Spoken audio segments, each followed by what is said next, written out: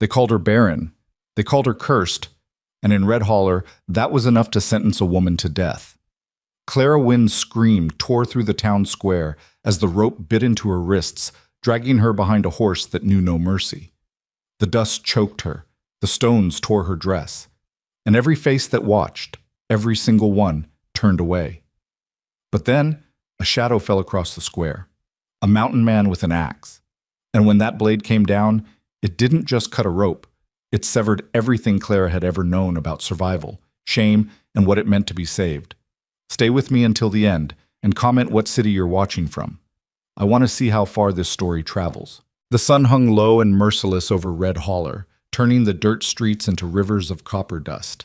It was the kind of heat that made men mean and women silent, the kind that baked reason right out of a person's skull and left only the worst parts behind.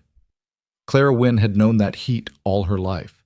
She'd grown up beneath it, married beneath it, and now, God help her, she was going to die beneath it. The rope burned. That was the first thing she felt when Jedrick yanked it tight around her wrists. Not fear, not even shock, just the immediate, visceral agony of hemp cutting into flesh, the fibers scraping away skin as he knotted it with the same hands that had once promised to honor and protect her. His fingers were thick and calloused, and they moved with the practiced efficiency of a man who'd tied plenty of ropes in his life. Ropes for cattle, ropes for timber, ropes for a wife he'd decided was no longer worth keeping. "Baron!" he shouted, and this word cracked across the square like a whip. "Barren as a salt flat. 3 years I've given her, 3 years of my seed wasted on ground that won't grow nothing." Claire's knees buckled as he jerked her forward, but the rope kept her upright in the cruelest way, suspending her between standing and falling, forcing her body into a grotesque dance of survival. Her boots scraped against the hard-packed earth, leaving twin trails in the dust as Jedrick dragged her toward his horse. The animal sensed the violence before Clara did. Its ears flattened, its eyes rolled white. And when Jedrick tied the other end of the rope to his saddle horn, the horse stamped and snorted, already eager to bolt. "Jedrick, please!" Clara's voice came out raw, half strangled by the dust clogging her throat. "Please, I'm sorry, I'm..." "Sorry?" He wheeled on her, and the backhand came so fast she didn't have time to flinch. Her head snapped to the side, stars exploding behind her eyes, as the taste of copper flooded her mouth. "You're sorry?" 3 years, Clara. 3 goddamn years of lying beneath me, taking what I give you, and not once have you quickened with child. The crowd had begun to gather. They always did when Jedrick Cole raised his voice. He was a big man, barrel-chested and loud, the kind who commanded attention simply by existing. And in Red Holler, a town barely clinging to the edge of civilization, loud men made the rules. Clara could see them assembling at the edges of the square. Miners with dirt-black hands, shopkeepers wiping flour from their aprons, women clutching their own children close, as if infertility might be contagious. Their faces blurred together in Clara's swimming vision, a wall of judgment and morbid curiosity. "You all see this?" Jedrick's voice boomed across the square, playing to his audience now. "You all see what I've been living with? A wife who can't do the one thing the good Lord put women on this earth to do?" Someone in the crowd murmured agreement. Claire couldn't tell who. It didn't matter. They all agreed, even in their silence. In Red Holler, a woman's worth was measured in children. No children meant no worth. And no worth meant... Jedrick mounted his horse in one fluid motion, his weight settling into the saddle with the confidence of a man who'd never questioned his right to anything. The rope pulled taut, yanking Clara off her feet entirely. She hit the ground hard, her shoulder taking the brunt of impact, and then she was being dragged. The world became nothing but pain and dust and the thundering of hoofbeats. Her dress tore first, the thin cotton giving way like paper as the stones beneath her ripped and shredded. Then her skin. The rocks didn't care that she was human, that she could feel, that she was screaming. They gouged and scraped and peeled her open with geological indifference. She tried to protect her head, curling into herself as best she could, but the rope around her wrists made it impossible. Her arms were stretched out in front of her like an offering, like a sacrifice, and all she could do was turn her face to the side and pray that a rock would hit her temple hard enough to end it quickly. Through the chaos, through the screaming and the dust and the roaring in her ears, Clara could hear Jedrick laughing. It wasn't a wild laugh. That would have been easier to bear somehow. Madness she could understand, but this was controlled, deliberate. He was enjoying himself. This was entertainment. The crowd was shouting now. Some were cheering, others were calling for mercy, but their voices were thin and easily drowned out.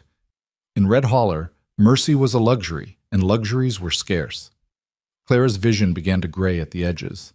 She couldn't tell if it was from the pain or the dust, or her body simply giving up, deciding that consciousness was more trouble than it was worth. Her lungs burned. Every breath drew in more dirt than air, and she could feel herself choking on it, drowning in dust while Jedrick Cole circled his horse around the square like a ringmaster displaying his star attraction. This is how I die, she thought distantly, dragged through the dirt like refuse, not even buried, just left wherever the rope breaks or he gets tired. Her mother's face flashed through her mind, pale and pinched with disappointment even in memory. Her mother had warned her. Jedrick Cole's got a temper, she'd said the week before the wedding. But he's got land, too, and a woman alone in these parts. She'd trailed off, but the implication was clear. A woman alone was prey. Better to marry the wolf than be eaten by the pack. Clara had believed her. God help her, she'd believed every word. Another jolt, another rock catching her hip hard enough to make her bite through her lip. Blood filled her mouth, mixing with the dirt, and she spat reflexively, choking. Please, she prayed, though she couldn't have said to whom. God had never seemed particularly interested in Red Holler, and Clara couldn't blame him. Please just let it end. And then, impossibly, the dragging stopped. The sudden stillness was almost more painful than the movement had been. Clara's body, prepared for continuous trauma, didn't know what to do with the absence of it. She lay in the dirt, gasping, unable to process why the torture had ceased. Through her swimming vision, she could see Jedrick's horse, stopped in its tracks, ears pinned back, refusing to move. The animal was staring at something Clara couldn't see from her position on the ground. Move, you worthless! Jedrick kicked at the horse's sides, but the animal wouldn't budge. It stamped once, twice, then began backing up, the rope going slack for the first time since this nightmare had begun. The crowd's energy had shifted. The jeering had stopped. Even Jedrick had gone quiet, which was perhaps the most unnerving thing of all. Clara tried to lift her head, to see what had captured everyone's attention, but her body wouldn't cooperate. She managed to roll onto her side, dirt grinding into her wounds, and that's when she saw him. A man stood in the center of the square, positioned directly in the horse's path. He hadn't been there a moment ago, Clara was sure of it, but now he occupied the space with such absolute authority that it seemed impossible he could ever not have been there. He was tall, taller than Jedrick, which was saying something, and built like the mountains that surrounded Red Holler, solid, immovable, ancient. His hair was dark and long, tied back with a strip of leather, and his face was hidden behind a full beard that somehow made him look more civilized rather than less. But it was his eyes that caught Clara's attention.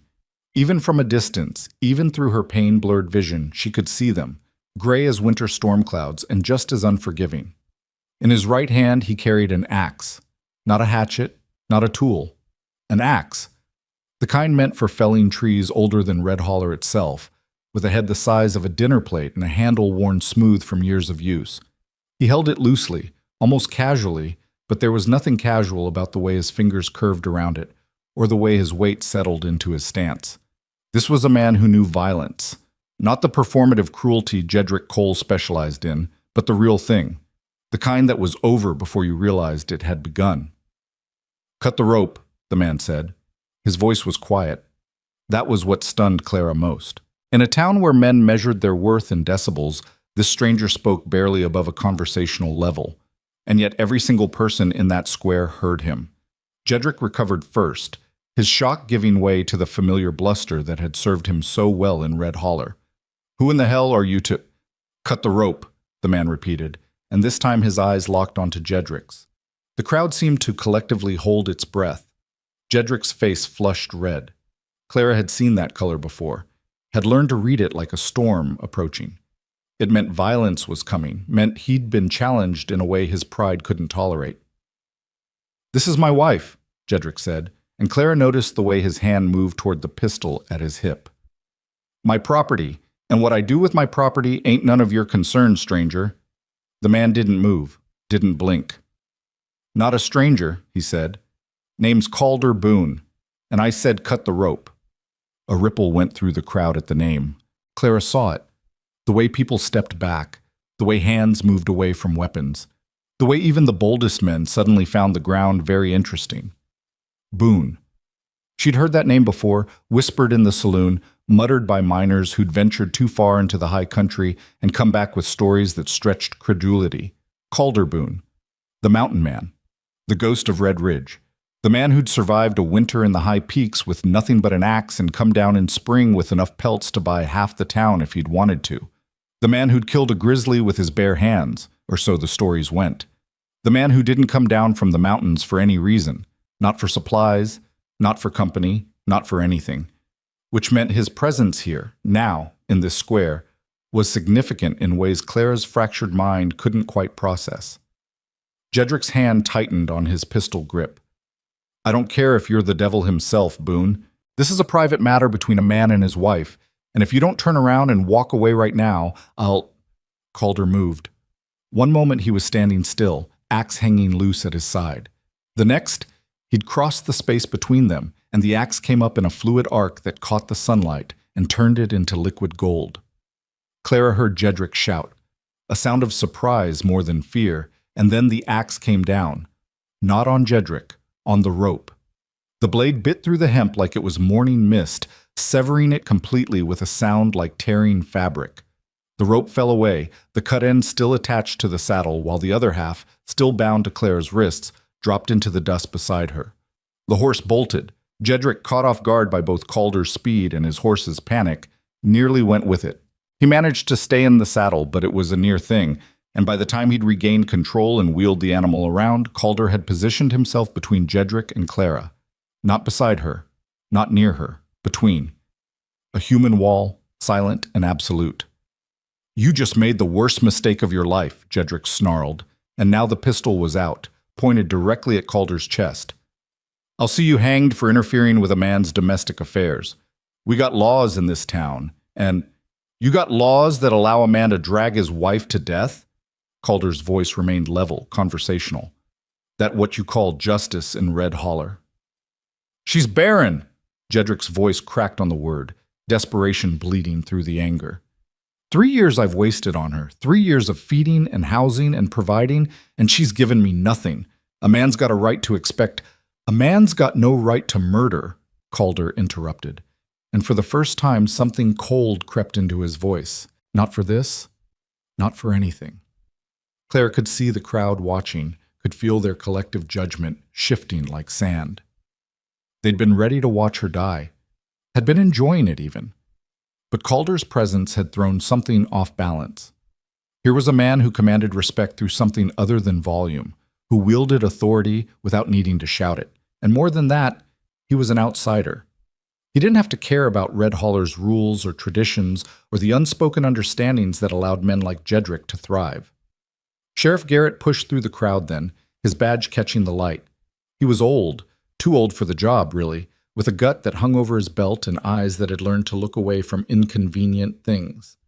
Now, Mr. Boone, he said in the wheedling tone of a man trying to diffuse a situation he didn't understand, I'm sure we can all settle this peaceful-like. Mr. Cole here, he's got grievances with his wife, and while his methods might be a touch extreme, there's a process for these things, and process. Calder turned those storm-gray eyes on the sheriff, and Garrett actually took a step back.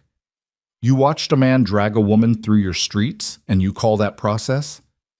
She's his wife, Garrett said weakly. A man's got rights. Not this one. Calder's words fell like stones. Not today. The standoff stretched.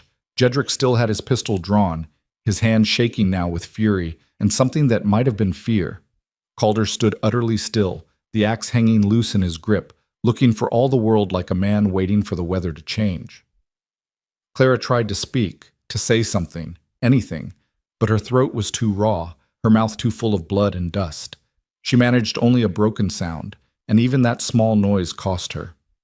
Calder's eyes flicked down to her for just a moment, and something in his expression shifted. The cold calculation gave way to something else. Not pity exactly, but recognition. like he saw something in her torn dress and bleeding wrists that struck a chord somewhere deep. When he looked back up at Jedrick, his decision was made. "You're done," he said simply. Jedrick's finger tightened on the trigger. "You threatening me?" "Stating fact?" Calder took one step forward. Just one. But it was enough to make Jedrick's horse sidestep nervously, enough to send another ripple through the crowd. "You got two choices. You drop that pistol and walk away, or you pull that trigger, and I promise you on everything holy and otherwise, you won't live long enough to regret it." The silence in the square was absolute. Even the wind seemed to have stopped, holding its breath. Clara could see the calculation happening behind Jedrick's eyes. He was a bully, not a fighter. There was a difference. Bullies picked targets they could dominate, people who couldn't or wouldn't fight back. But Calder Boone wasn't a target. He was a wall. And walls didn't care how loud you shouted or how big you were. Jedrick's pistol wavered. His face had gone from red to purple, a vein throbbing visibly in his temple. "This ain't over," he finally spat. "Not by a long shot. That's my wife, Boone. My property. And I'll have her back one way or another." "No," Calder said. "You won't." Something in those two words, the absolute certainty of them, made Jedrick flinch. He opened his mouth, closed it, then yanked his horse's head around so violently the animal whinnied in pain. "This ain't over!" he shouted again, but he was already riding away, and everyone in the square could hear the retreat in his voice. The crowd began to disperse, slowly at first, then faster as people realized there would be no more entertainment today. They filtered back to their shops and homes, already spinning the story in their minds, adding details that would grow taller with each telling. Within minutes, the square was empty except for Clara, still lying in the dirt, and Calder Boone, standing over her like a sentinel.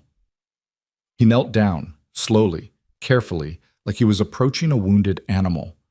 Up close, Clara could see the lines around his eyes, the scars that crisscrossed his hands, the way his clothes were worn but clean, patched but maintained. This was a man who lived hard but lived deliberately. "Can you sit?" he asked. Clara tried. God, she tried. But her body had finally reached its limit. Her arms wouldn't support her weight, and when she attempted to move her legs, white-hot pain exploded up her spine. "Easy," Calder said. And then his hands were on her, one behind her shoulders, one beneath her knees, and he was lifting her as easily as if she weighed nothing at all. Clara wanted to protest, wanted to insist she could walk, but the words wouldn't come. She was shaking too hard, her teeth chattering despite the heat. "Infirmary's 2 streets over," Calder said, more to himself than to her. "You got a doctor in this town worth a damn?" Clara managed to nod toward the east. "Dr. Sullivan," she whispered, "but he won't. Jedrick will—" "Let me worry about Jedrick Cole." Calder's voice was firm but not unkind. "Right now, you need to focus on breathing." Breathing. Yes, that seemed like a good goal. One breath at a time. In and out. Don't think about the pain or the shame or the fact that she'd just been saved by a stranger while an entire town watched her dragged like an animal.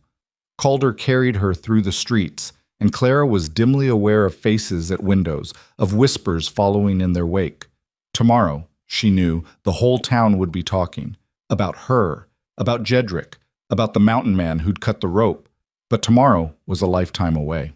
Right now there was only the strange gentleness of being carried, the solid warmth of Calder's chest beneath her cheek, and the slow, steady rhythm of his footsteps eating up the distance between death and something that wasn't quite life yet, but might be, given time. The infirmary door banged open under Calder's boot, and Dr. Sullivan looked up from his desk with the startled expression of a man not used to emergencies. "Blessed Christ," he breathed when he saw Clara. "What happened?" "What happened," Calder said flatly, "is that Red Holler decided a woman's worth could be measured in children, and when she came up short, her husband tried to kill her for it." He laid Clara down on the examination table with a care that seemed at odds with his rough exterior, making sure her head was supported, her torn wrists visible. Dr. Sullivan was already moving, pulling out bandages and bottles, his hands shaking slightly. "Jedrick did this?" "You sound surprised." "I'm not," Sullivan admitted quietly. "God help me, I'm not surprised at all." He looked at Clara then, really looked at her, and she saw something like guilt flash across his weathered face. I'm sorry, girl. We all knew Jedrick had a temper. Someone should have. Save it, Calder interrupted. Just fix her. Clara closed her eyes as Sullivan began cleaning her wounds, the sting of alcohol nothing compared to the deeper ache settling into her bones. She could hear the two men talking over her, their voices low and serious, but the words seemed to float away before they could land. Somewhere in the distance, thunder rumbled. Or maybe it was Jedrick, already gathering men, already planning his revenge. In Red Holler, violence always came back around. It was the one thing you could count on. But for now, in this small room that smelled of carbolic and cotton, Clara let herself drift. Let herself pretend, just for a moment, that she was safe. That the rope had been cut not just from her wrists, but from everything. From Jedrick, from Red Holler, from the crushing weight of being a woman whose only value lay in something her body refused to provide. Outside, the sun continued its merciless arc across the sky. Inside, Calder Boone stood watch by the door, his axe leaning against the wall within easy reach, and for the first time in 3 years, Clara Wynne closed her eyes without fearing what she'd wake up to. If she woke up at all. The pain woke her in waves, each one cresting higher than the last until Clara had to bite down on her own tongue to keep from crying out. The room was dim. Evening had settled over Red Holler like a shroud, and for a disorienting moment she couldn't remember where she was or why every inch of her body felt like it had been dragged through hell itself. Then memory crashed back, and with it came the shame. Easy now. Dr. Sullivan's face appeared above her, lined and worried. You've been out for about 3 hours. Don't try to move too quick. I've got you bandaged up, but those wounds are fresh and angry. Clara's mouth was cotton dry. Water, she managed, and Sullivan held a cup to her lips while she drank greedily, some of it spilling down her chin because her hands were wrapped too thick to grip properly. Where? She coughed, tried again. Where is he? She didn't have to specify which he she meant. Sullivan's eyes flicked toward the door. Mr. Boone's been standing guard since I started working on you. Haven't seen a man so still in all my days, like a damn statue out there. As if summoned by his name, the door creaked open, and Calder stepped inside. He'd cleaned up since the square. The dust was gone from his clothes, though Clara noticed dark stains on his sleeves that might have been her blood. His hair was still tied back, revealing the hard angles of his face, and those storm-gray eyes swept the room once before settling on her. You're awake, he said. Not a question. Seems so. Clara's voice came out rough as gravel. Though I'm not entirely sure that's a blessing. Something that might have been the ghost of a smile tugged at Calder's mouth. I've had days like that. Sullivan busied himself checking her bandages, his movements nervous and quick. Clara recognized the energy. It was the same kind of fear flutter that happened whenever Jedrick was nearby, that constant awareness of a predator in the room. Except Calder wasn't the threat here. He was something else entirely. How bad? Clara asked, looking down at herself. Her dress was gone, replaced with a clean shift that must have belonged to Sullivan's late wife. Bandages covered both forearms from wrist to elbow, and she could feel more wrapping around her ribs, her hip, her left ankle. Bad enough, Sullivan said quietly. Deep lacerations on your arms where the rope cut in. Road rash along your right side, your back. Bruised ribs, maybe cracked. Hard to tell without you screaming when I touch them. Sprained ankle. Concussion, probably. He paused. You're lucky to be alive, Clara. Lucky. The word sat bitter on her tongue. Lucky would have been never marrying Jedrick Cole in the first place. Lucky would have been being born a man, or rich, or anywhere but Red Holler. This wasn't luck. This was just slightly less unlucky than being dead. She can't go back there. Calder's voice cut through her spiraling thoughts. He wasn't looking at her when he said it, but at Sullivan, and there was something flat and final in his tone that made it clear this wasn't up for debate. Sullivan's hand stilled on the bandage he was adjusting. Mr. Boone, I understand your concern, but Clara is still legally married to Jedrick Cole. I can't just... Legally. Calder's lip curled around the word like it tasted rotten. That what matters to you, Doc? The law? Because from where I stood this afternoon, the law was real comfortable watching a woman get murdered in broad daylight. That's not fair, isn't it? Calder took one step forward, and Sullivan actually flinched. You were there. Every man in this town was there, and not one of you moved, not one of you said a damn thing until I cut that rope. The silence that followed was suffocating. Claire could see the shame written across Sullivan's face, the way his shoulders curved inward like he was trying to make himself smaller. He'd been a good doctor once. She remembered her mother saying so, but Red Holler had a way of wearing good men down to nothing. You're right, Sullivan finally said, so quiet Clara almost missed it.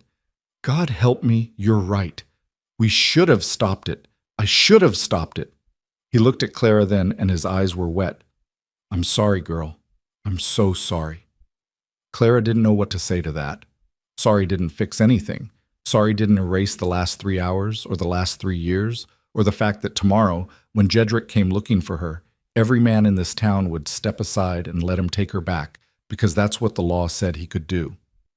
She stays with me, Calder said. Tonight, at least. Maybe longer. Clara's head snapped up, despite the pain it caused. What? You heard me. Calder's gaze finally shifted to her, and there was something in those gray eyes that reminded Clara of the mountains themselves. Immovable, ancient, indifferent to human concerns, but present nonetheless. Doc's right that you can't stay here. First place Jedrick will look. And you can't go back to your house assuming that's even still an option after today. So you come with me, just until we figure out what comes next. I don't even know you, Clara protested, though the words felt hollow even as she said them. What did knowing someone matter when the alternative was going back to Jedrick? No, Calder agreed, but I know men like your husband, and I know what they do to women who've embarrassed them in public. He crossed his arms, the muscles in his forearms flexing visibly even through his sleeves. You got another option I'm not seeing? Clara opened her mouth, closed it, opened it again. The truth was she didn't have another option. She had no family left in Red Holler. Her parents had died 2 winters ago from fever, and her only brother had gone west years before that, chasing gold she was certain he'd never found. She had no money of her own. Jedrick controlled everything, the house, the accounts, even the clothes on her back were technically his property. There's Widow Hanson, Sullivan offered weakly. She might take Clara in for a few days. Widow Hanson's got 4 children to feed and a landlord who'd throw her out if she crossed Jedrick Cole. Calder's voice was patient but firm, like he was explaining something to a child. Same goes for every other woman in this town who might have a kind heart. Jedrick's got power here. Money. Men who owe him favors, and right now, his pride is wounded worse than Clara's body. That makes him dangerous in ways you're not prepared for. Sullivan looked like he wanted to argue, but the words died on his lips, because Calder was right. They all knew he was right. Clara felt tears burning at the corners of her eyes and hated herself for it. She'd cried so much over the last 3 years. Silent tears into her pillow, while Jedrick snored beside her, bitter tears in the kitchen when another month passed without the pregnancy he demanded, terrified tears just this afternoon as the rope bit into her flesh. She was so goddamn tired of crying. Why? The word came out broken. Why do you care? You don't know me. You don't owe me anything. So why risk yourself for... She gestured at herself, at the bandages and the shame and the brokenness. For this? Calder was quiet for a long moment. Outside, Clara could hear Red Holler settling into its evening rhythms. Horses being stabled, doors closing, someone laughing in the distance like this was just another ordinary night. When he finally spoke, his voice was softer than she'd heard it yet. Had a sister once, he said. Rowena. She died 7 years back when I was up in the high country trapping. By the time I came down and heard what happened, he trailed off, something dark and old passing across his face. Let's just say I learned what happens when good people stand by and do nothing. Learned it too late to help her, but maybe not too late to help someone else. The weight of those words settled over the room like snow. Clara wanted to ask more. Wanted to know what had happened to Rowena, why Calder carried that particular grief like a stone in his chest. But before she could speak, the door to the infirmary slammed open. Jedrick's voice boomed through the space, slurred with whiskey and fury. Where is she? Where's my goddamn wife? Sullivan went pale. Calder's hand dropped to the knife at his belt in a motion so smooth it looked rehearsed. But it wasn't Jedrick who stumbled through the door. It was Marcus Webb, one of his drinking companions, a weasel-faced man who worked at the mining office and had always looked at Clara with eyes that made her skin crawl. "She in here, Doc?" Marcus's gaze swept the room, landing on Clara with a gleam of satisfaction. "Boss wants her home, says she's had enough coddling for one day." "She's not going anywhere," Calder said, and his voice had gone cold again. All that momentary softness burned away. "Not with you, not with Jedrick, not tonight." Marcus's hand moved toward his gun, a clumsy, telegraphed movement that marked him as someone more comfortable threatening than fighting. He never even cleared leather. Calder crossed the distance between them in 2 strides, caught Marcus's wrist in one hand and twisted. The gun clattered to the floor, and Marcus yelped like a kicked dog. "You go back to Jedrick Cole," Calder said, his face inches from Marcus's, "and you tell him his wife is under my protection now. You tell him if he wants her back, he'll have to come through me. And you make damn sure he understands what that means." He released Marcus with a shove that sent the smaller man stumbling backward into the doorframe.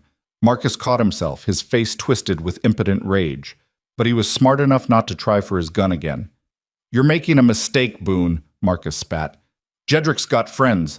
You might be tough, but there's only one of you, and I've survived worse than Jedrick Cole and all his friends combined." Calder's smile was sharp enough to cut. "Now get out before I decide your boss needs a more permanent message."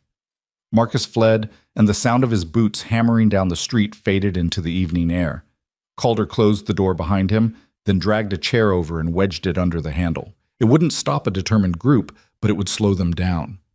"They'll be back," Sullivan said shakily. "Jedrick will round up every man who owes him a favor, and they'll come back, and let them." Calder retrieved Marcus's abandoned gun from the floor, checked the cylinder, then tucked it into his belt beside his knife. "Doc, you got a back way out of this place?" Sullivan nodded. "Through the storage room. Leads to an alley that runs behind the Mercantile." "Good. We'll wait until full dark, then move." Calder turned to Clara. "Can you walk?" She wanted to say yes, wanted to prove she wasn't completely helpless, wasn't just dead weight to be carried from one place to another. But when she tried to swing her legs off the examination table, her ankle buckled and fresh pain lanced up her leg. Calder caught her before she could fall, his hand steady on her shoulders. "That's what I thought," he said, but there was no judgment in his voice. "Looks like I'm carrying you again." "I can try some." "Don't." He said it gently, which somehow made it worse. "You've been through enough today. No shame in needing help." But there was shame. Clara felt it burning in her chest, mixing with the pain and the fear and the desperate clawing need to be anywhere but here. Shame that she'd married Jedrick in the first place. Shame that she couldn't give him the children he wanted. Shame that she'd let herself be dragged through the streets like an animal. Shame that she now needed a stranger to protect her from her own husband. The next 2 hours crawled by with agonizing slowness. Sullivan doused the lamps, and they sat in darkness, listening to Red Holler outside. Twice, groups of men passed by the infirmary, their voices raised and angry. Clara heard Jedrick's name, heard her own name, heard words like property and rights, and that damn mountain man thinks he can just... But they didn't try the door. Maybe they were waiting for reinforcements. Maybe they were building up courage. Or maybe, Clara thought with a bitter edge, they were waiting for Jedrick to sober up enough to lead them properly. Calder remained by the window, watching the street with the patience of a man who'd spent years stalking prey through the wilderness. He didn't pace, didn't fidget, just stood there, utterly still, his hand resting on his knife hilt.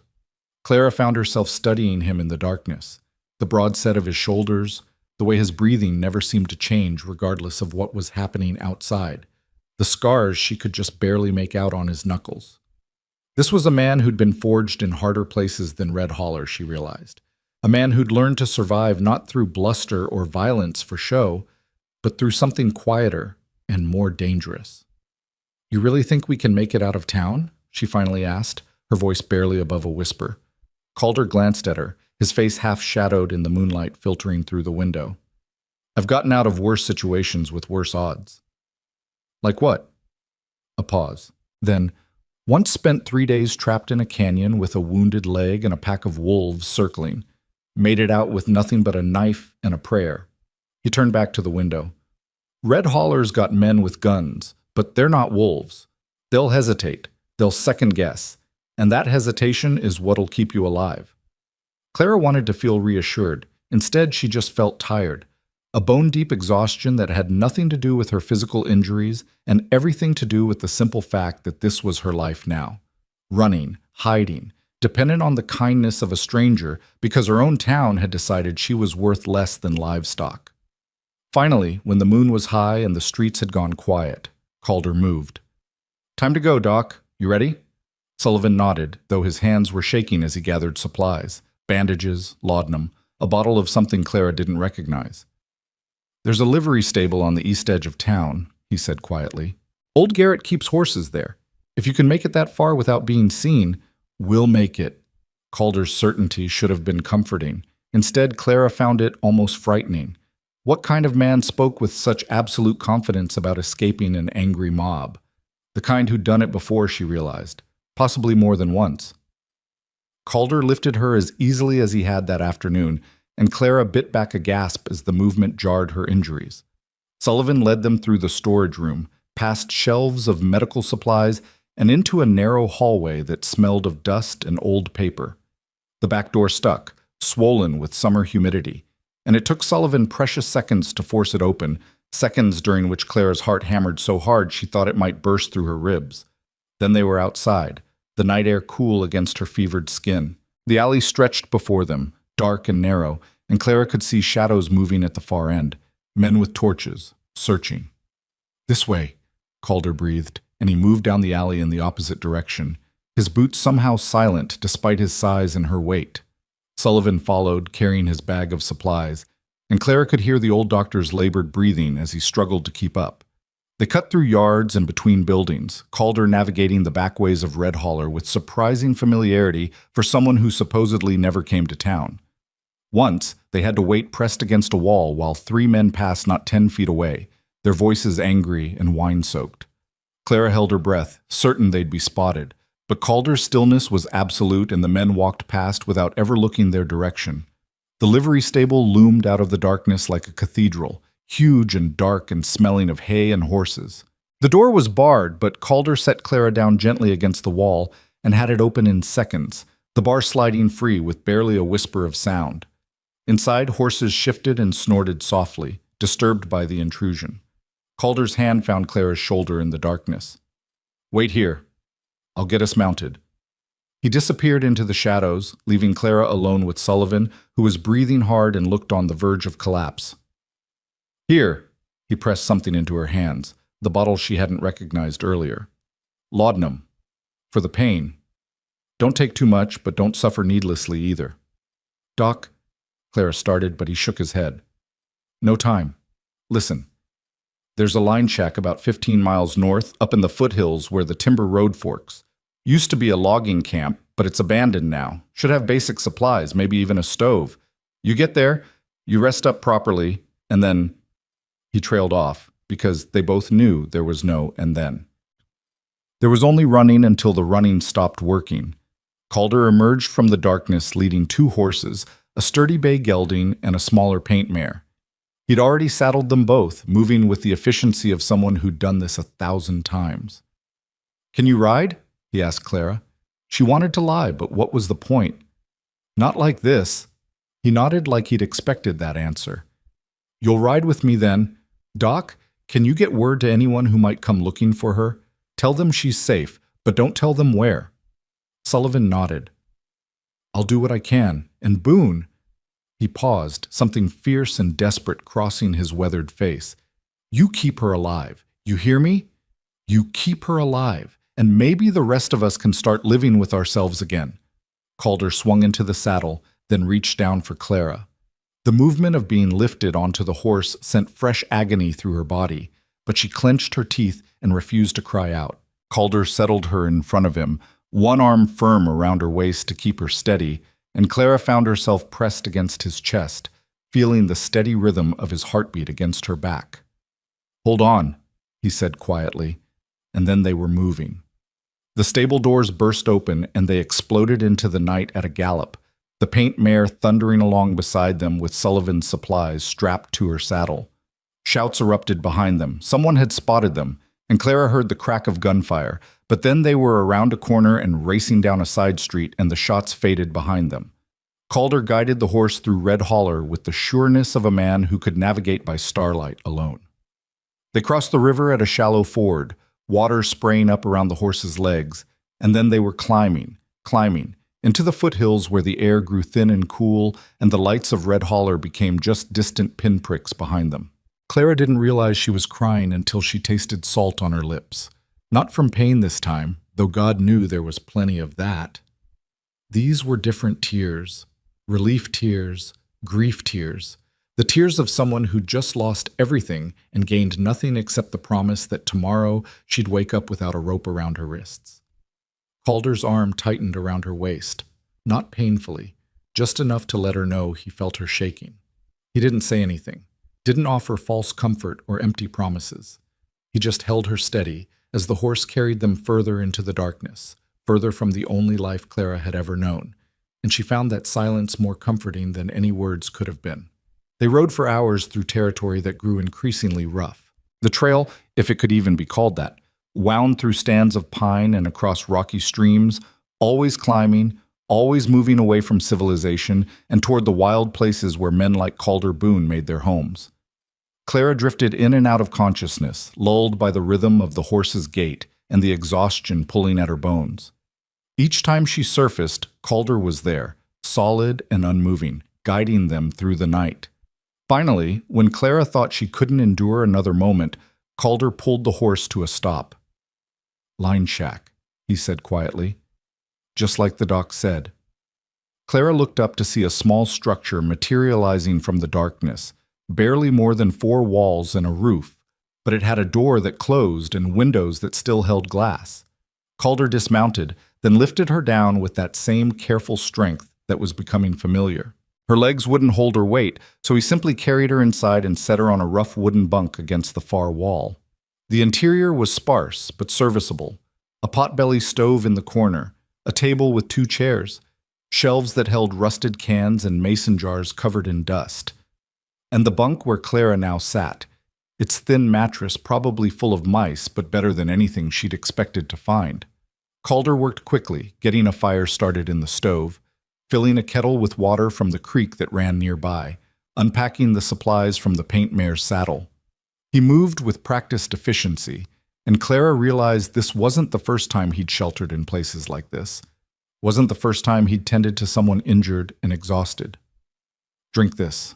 He pressed a tin cup into her hands, water, clean and cold. Clara drank it down, then accepted a second cup that tasted bitter with laudanum. "Doc said to be careful with that," she murmured, already feeling the drug's effects dulling the sharp edges of her pain. "You've earned it." Calder pulled one of the chairs over to sit near the bunk, his long legs stretched out in front of him. "Get some sleep. We'll figure out what comes next in the morning."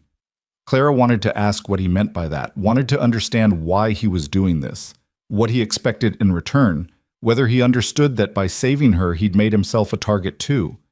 But the laudanum was pulling her under, warm and soft and irresistible, and her questions dissolved into darkness. The last thing she was aware of was Calder sitting watch by the door, his axe across his knees, and the strange, impossible thought that for the first time in 3 years, she felt something almost like safe. Clara woke to the smell of coffee and the low crackle of fire in the stove.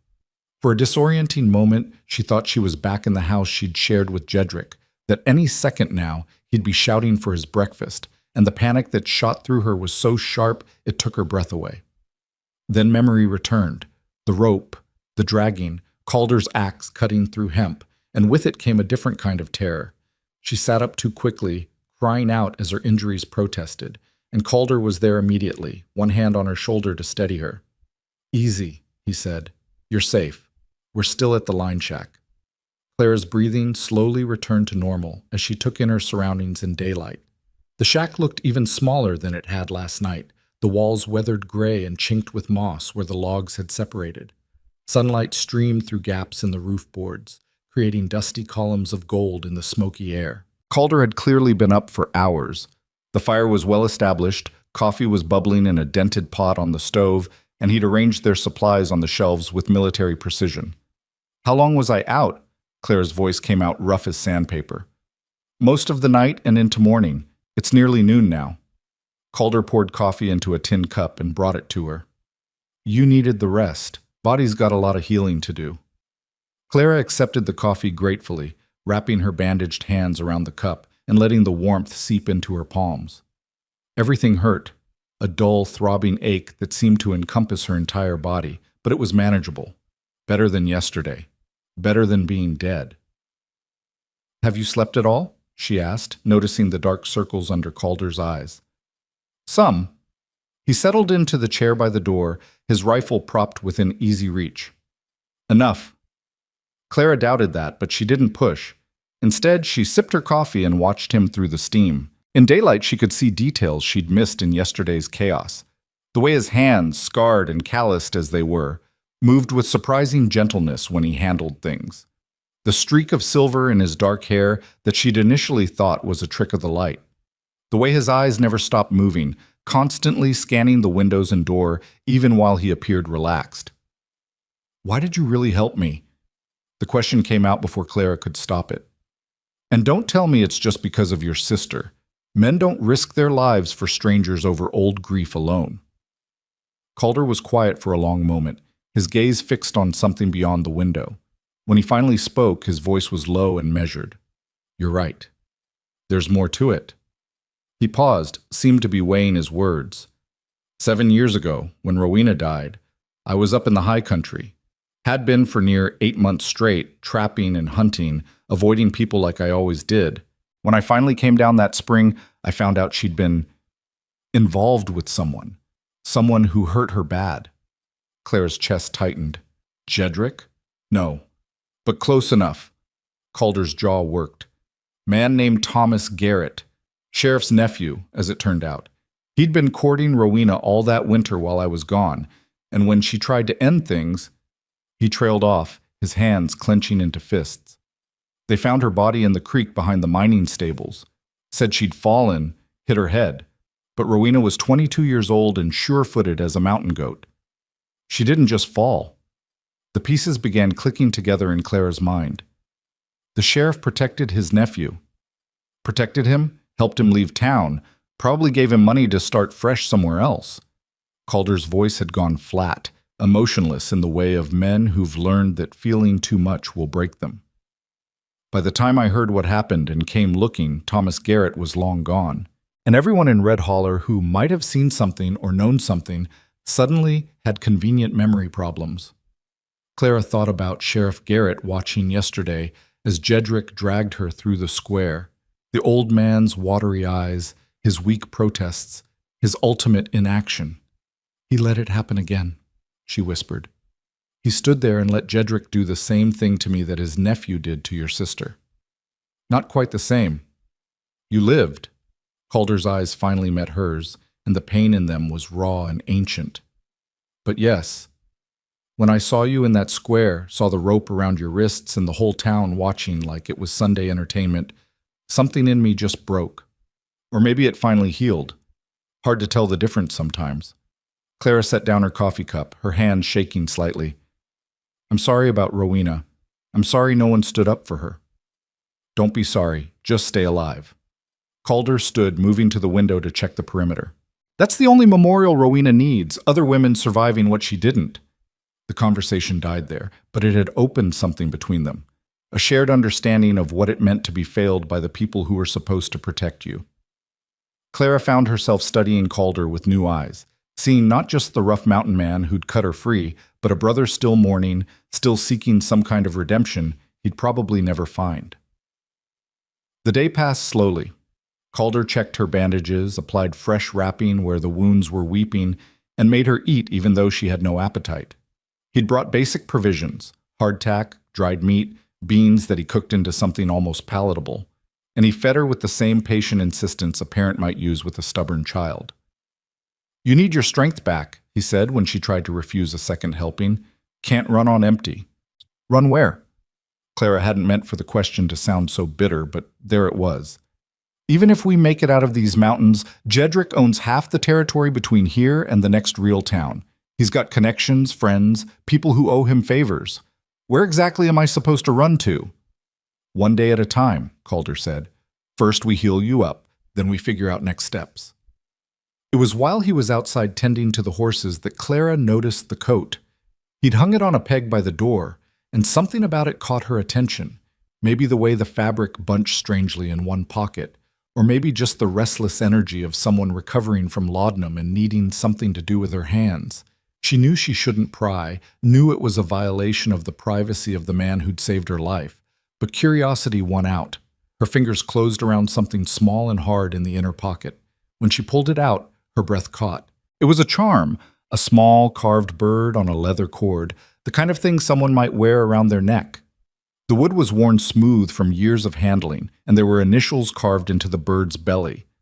R.B. Rowena Boone.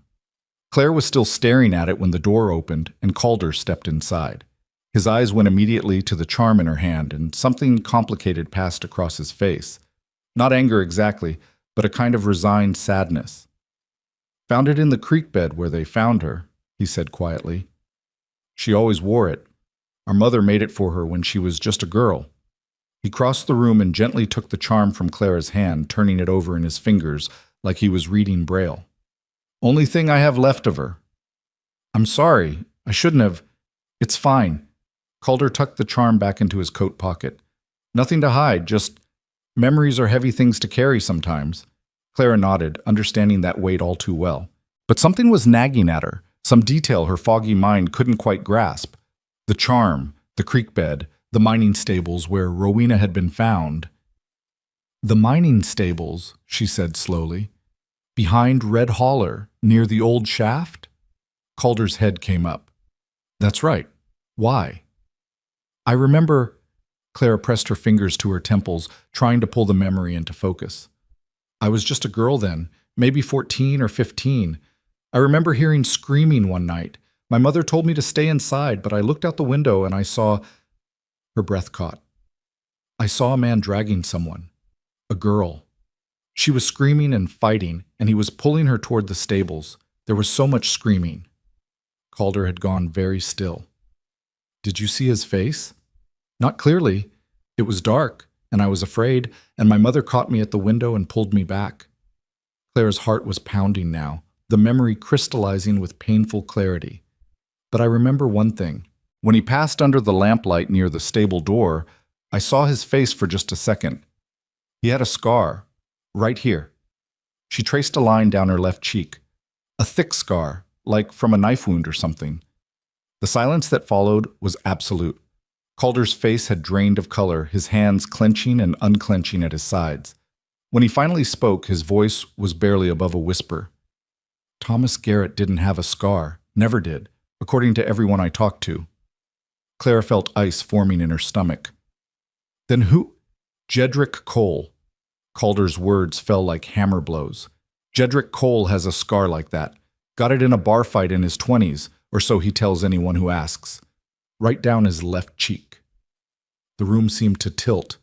Clara gripped the edge of the bunk to steady herself as the implications crashed over her. But if Jedrick killed Rowena, then Thomas Garrett took the blame. Or maybe he helped. Or maybe the sheriff just decided his nephew was a more convenient culprit than Jedrick Cole, who had money and power even back then. Calder's face had gone hard as granite, and Clara could see the rage building behind his eyes. Not the hot, explosive anger of men like Jedrick, but something colder and more dangerous.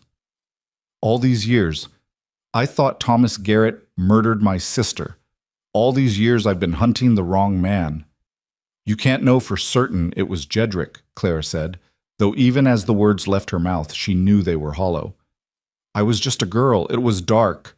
I could be wrong about the scar, but you're not. Calder turned to face her fully, and the certainty in his eyes was terrifying. You know you're not. That's why you're shaking right now. That's why you looked like you'd seen a ghost when you remembered. You saw Jedrick Cole drag my sister to her death, and you've been married to her killer for 3 years.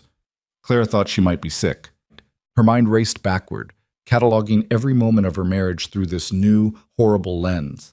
Jedrick's violence, his cruelty, the way he'd sometimes look at her with this strange calculation, like he was weighing whether she was worth keeping alive.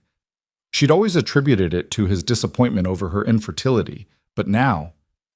He never mentioned knowing Rowena, she whispered. Never once in 3 years did he say anything about her. Why would he? Calder's voice was bitter. Dead women don't matter in places like Red Holler, especially dead women who don't have brothers around to ask uncomfortable questions. He moved to the window, his entire body radiating tension. I need to think. He stopped abruptly, his head cocking to the side like a wolf scenting prey. What is it? Tracks in the snow. Calder's hand dropped to his knife. Fresh ones, leading right to us. Clara's blood turned to ice. Jedrick? Who else? Calder was already moving, grabbing his rifle and checking the load. He must have had trackers out at first light. Damn it, I should have covered our trail better. This isn't your fault, Clara interrupted, and she was surprised by the steadiness in her own voice. He was always going to come after me, you know that. Knowing it and planning for it are different things. Calder positioned himself by the window, his eyes scanning the tree line. How many men does Jedrick typically ride with? 4 or 5 when he's trying to impress someone. Maybe 10 if he's serious about something. Clara tried to stand, gasping as pain shot through her ankle. We can't fight that many. Even you can't. I'm not planning to fight them. I'm planning to get you out of here. Calder pointed toward the back wall of the shack. There's a root cellar behind this place, hidden under some brush. You go down there and you stay down there no matter what you hear up here. Understand? I'm not hiding while you... Clara? He turned to face her, and the intensity in his gaze stopped her protest cold. I've spent 7 years wishing I'd been there to save Rowena. Don't make me live with failing to save you, too. Please. The word please coming from this hard, self-contained man undid something in Clara's chest. She nodded, swallowing back arguments and fear in equal measure. Okay, but Calder, if Jedrick really did kill your sister, if he's the one you've been looking for all these years... She met his eyes. Don't let rage make you stupid. Revenge isn't worth dying for. A ghost of a smile crossed Calder's face. Spoken like someone who's never needed revenge before. I'm married to Jedrick Cole, Claire said flatly. I've needed revenge for 3 years. I just never had the strength to take it. But staying alive to see him answer for what he's done, that's worth more than dying to stop him today. Calder studied her for a long moment, and something in his expression shifted. You're stronger than you think you are. No, I'm just tired of being weak. Clara let him help her toward the back door, every step sending fresh agony through her body. But I'll hide like you asked. Just promise me you won't do anything heroic and stupid. Can't promise that. Calder eased open the back door, checking the area before guiding her out. Heroic and stupid is kind of my specialty. The root cellar was exactly where he'd said it would be, a depression in the ground covered with rotting boards and overgrown with brush. Calder pulled the boards aside, revealing a dark hole that smelled of earth and old vegetables. It wasn't deep, maybe 6 feet down with a dirt floor, but it was well hidden and would have to do. There's a lamp down there and matches, Calder said as he lowered her into the darkness. But don't light it unless you absolutely have to. And Clara, he paused, his hand still gripping hers. If something happens to me, you wait until nightfall, then you head northeast. Follow the creek upstream for about 5 miles and you'll hit a trapper's cabin. Man named Ben Whitley owns it. Tell him Calder Boone sent you. He'll help. Nothing's going to happen to you, Clara said fiercely, though she had no basis for that certainty beyond desperate hope. Probably not.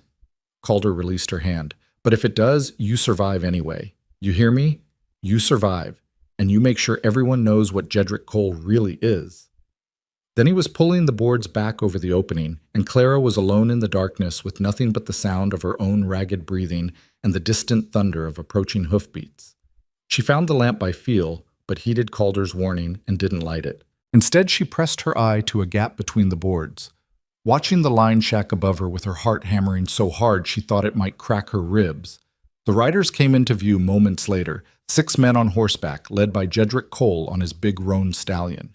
Even from this distance, Clara could see the fury radiating off him, the way he sat his saddle like a king surveying conquered territory. The men with him were the usual collection: Marcus Webb, who'd come to the infirmary last night, Tobias Lang from the general store, and 3 others Clara recognized but couldn't name. All armed. All loyal to Jedrick through money or fear or both.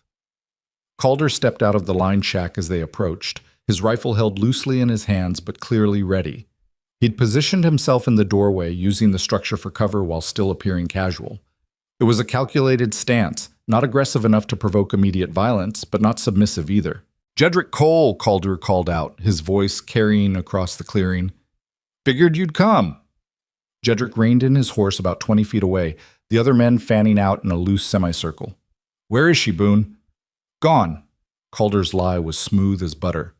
"Dropped her at the stage station in Millerville around dawn. She's probably halfway to Denver by now." "You're lying." Jedrick's hand moved to his pistol. "That woman is my property, and I want her back. Now." "Property." Calder's voice went cold. "That what you call a human being? Property?" "That's what the law calls her. My wife, my responsibility, my right to discipline as I see fit." Jedrick shifted in his saddle, his eyes scanning the area around the shack. He was looking for signs of Clara, Clara realized, looking for tracks or smoke or any indication that Calder was lying. "Funny thing about the law," Calder said conversationally. "It's got rules about murder, too. You familiar with those rules, Jedrick?" Something flickered across Jedrick's face, too quick for Clara to identify, but it was there. "What the hell are you talking about?" "Rowena Boone." Calder's words fell like stones into a still pond. "My sister. Died 7 years ago near the mining stables in Red Holler. You remember her?" The silence that followed was suffocating. Clara could see Jedrick's jaw working, could see the way his hand tightened on his pistol grip.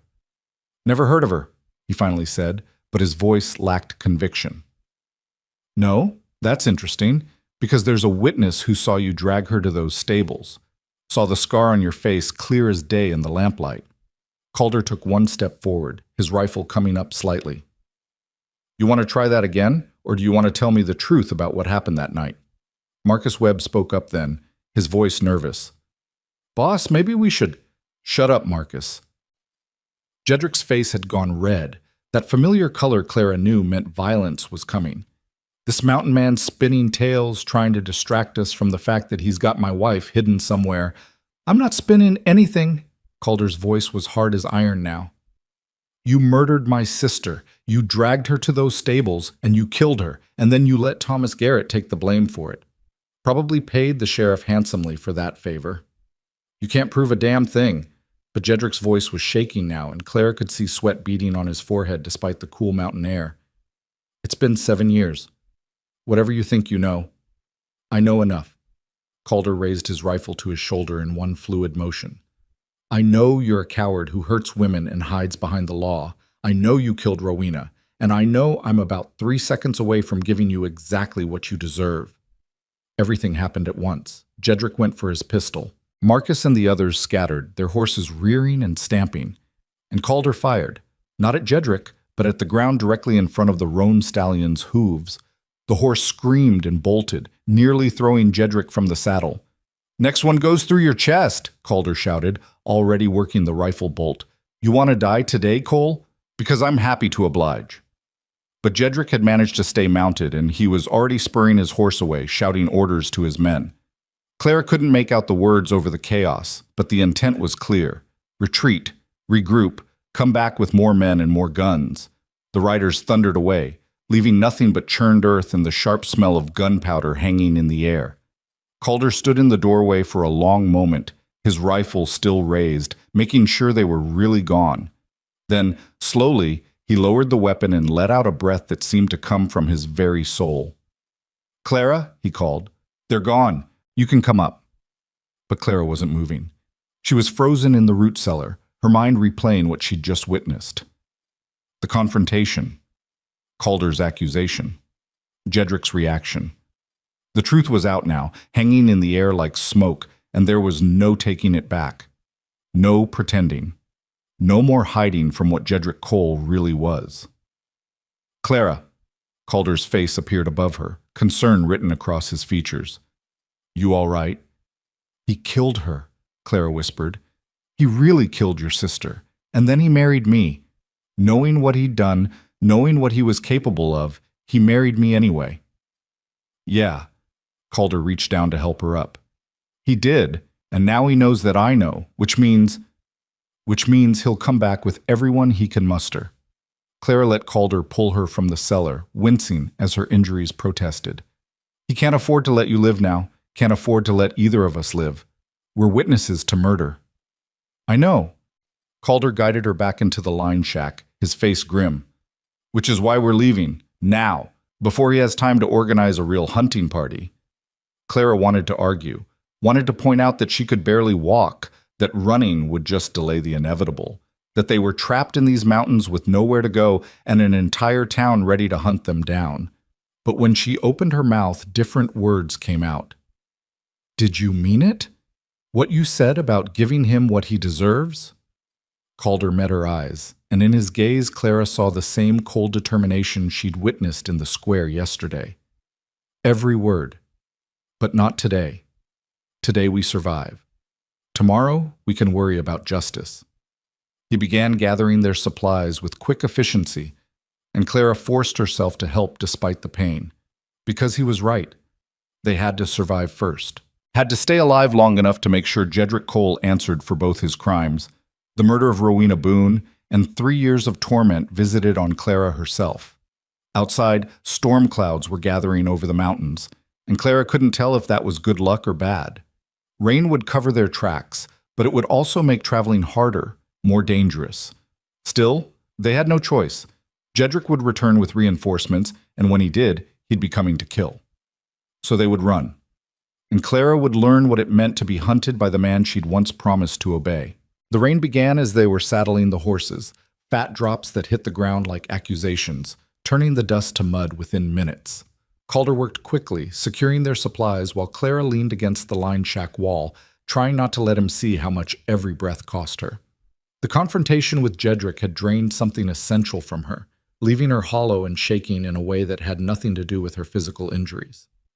We'll head deeper into the mountains, Calder said as he helped her onto the bay gelding, positioning her sideways in the saddle so her injured ankle wouldn't have to bear weight.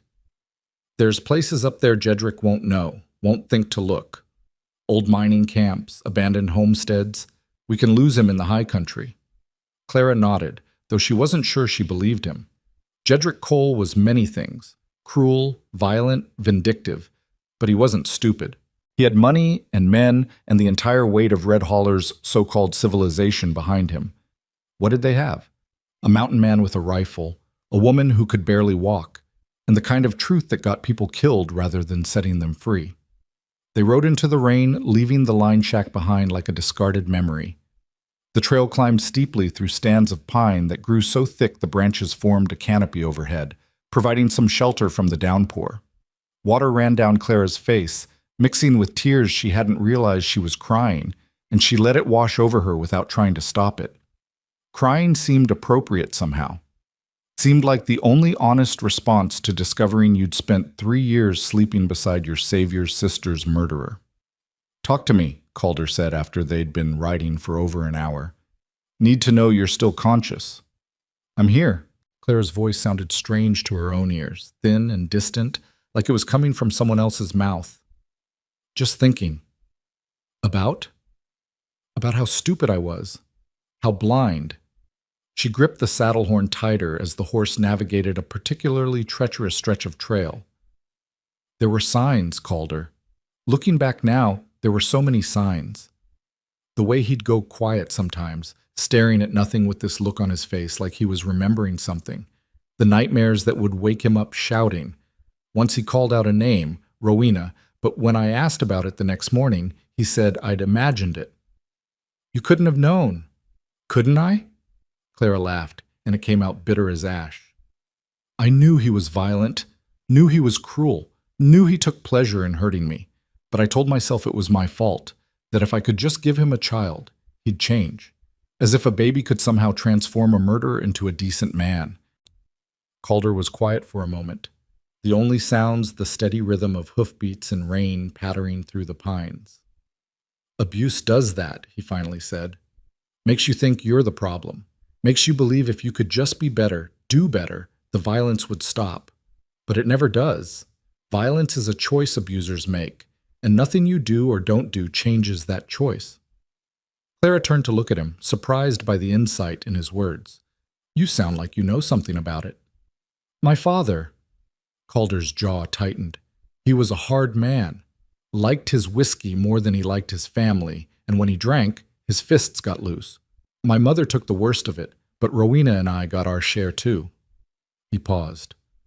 I was 12 when I finally got big enough to fight back. Broke his nose, couple of his ribs. He never touched any of us again after that.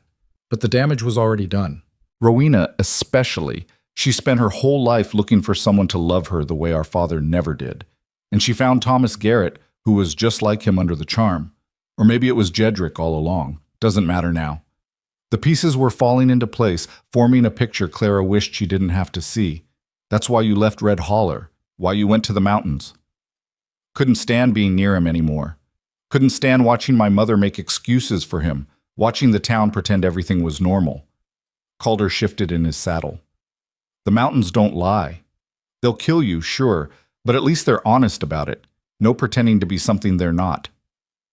They rode on through the afternoon, the rain never letting up. The trail grew more difficult as they climbed. Narrow paths carved into cliff faces, creek crossings where the water ran swift and dangerous, stretches where the horses had to pick their way through rock fields that could snap a leg if they stepped wrong. Clara's body screamed with every jolt and jostle, but she gritted her teeth and endured. Pain was something she knew how to survive. Fear was something she could live with. What she couldn't survive was going back to Jedrick. As evening approached, Calder guided them off the main trail, such as it was, and into a ravine so narrow their stirrups scraped the rock walls on both sides. The ravine opened into a small box canyon with sheer walls on 3 sides and a cave mouth visible at the far end. We'll shelter here tonight, Calder said, dismounting and helping Clara down.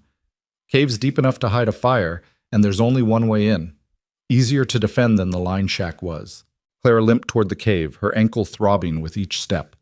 Inside, the space was larger than she'd expected, maybe 20 feet deep and 12 feet wide, with a ceiling high enough for Calder to stand upright. The floor was covered in pine needles, and there were scorch marks on the walls from old fires. Someone had used this place before. Maybe Calder himself. How often do you come up here? She asked as he began building a fire. Used to live up here full time, first few years after Rowena died. Had a cabin about 5 miles north near the tree line. Calder struck flint to steel, coaxing sparks into the kindling. Spent my days hunting and trapping, my nights trying to drink away what I couldn't change. Wasn't much of a life, but it was mine. What made you come back down? Ran out of whiskey. He said it deadpan, and Clara actually laughed. A real laugh that surprised them both. Calder's mouth quirked. Also, Ben Whitley told me if I didn't come down and rejoin the living, he was going to drag me down himself. Said I was dishonoring Rowena's memory by wasting my life in the wilderness. Was he right? Probably. The fire caught, flames licking up through the kindling. But I needed that time. Needed to grieve without everyone in Red Holler watching, judging, whispering about poor Calder Boone who couldn't save his sister. Clara settled near the fire, letting the warmth seep into her bones. Her dress was soaked through, and she was shivering despite the flames. Calder noticed and dug through their supplies, pulling out a spare shirt of his, rough homespun that would swallow her whole. Turn around, she said, and he did without comment. Clara struggled out of her wet dress, hissing as the movement pulled at her injuries, and pulled on Calder's shirt.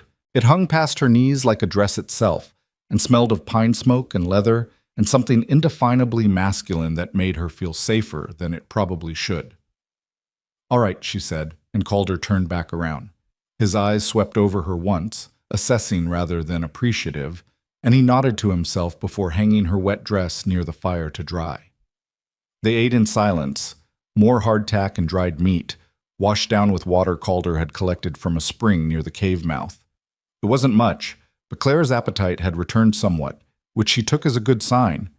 The laudanum was wearing off, leaving the pain sharper, but her mind clearer. She needed to think, needed to plan. Because running forever wasn't a solution, and they both knew it.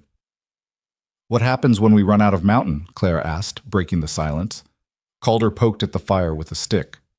"We figure something else out." "That's not a plan." "No, but it's all I've got right now." He met her eyes across the flames. "I'm open to suggestions if you've got any." Clara pulled her knees up to her chest, wrapping her arms around them. The movement hurt, but the position made her feel smaller, safer, somehow. "We could go to the federal marshal. Tell him what Jedrick did to your sister, what he tried to do to me. Get the law involved properly." "Marshal's office is in Denver. That's 2 weeks hard riding from here, and you're in no shape for it. Plus, it's been 7 years since Rowena died. Any evidence is long gone, and all we've got is your memory of seeing a man with a scar. No body to exhume, no witnesses willing to speak up, nothing but our word against Jedrick's." Calder shook his head. "Marshal would take one look at the situation and tell us it's a local matter, send us right back to Red Holler and Sheriff Garrett. So we're trapped." Clara felt something cold and heavy settling in her chest.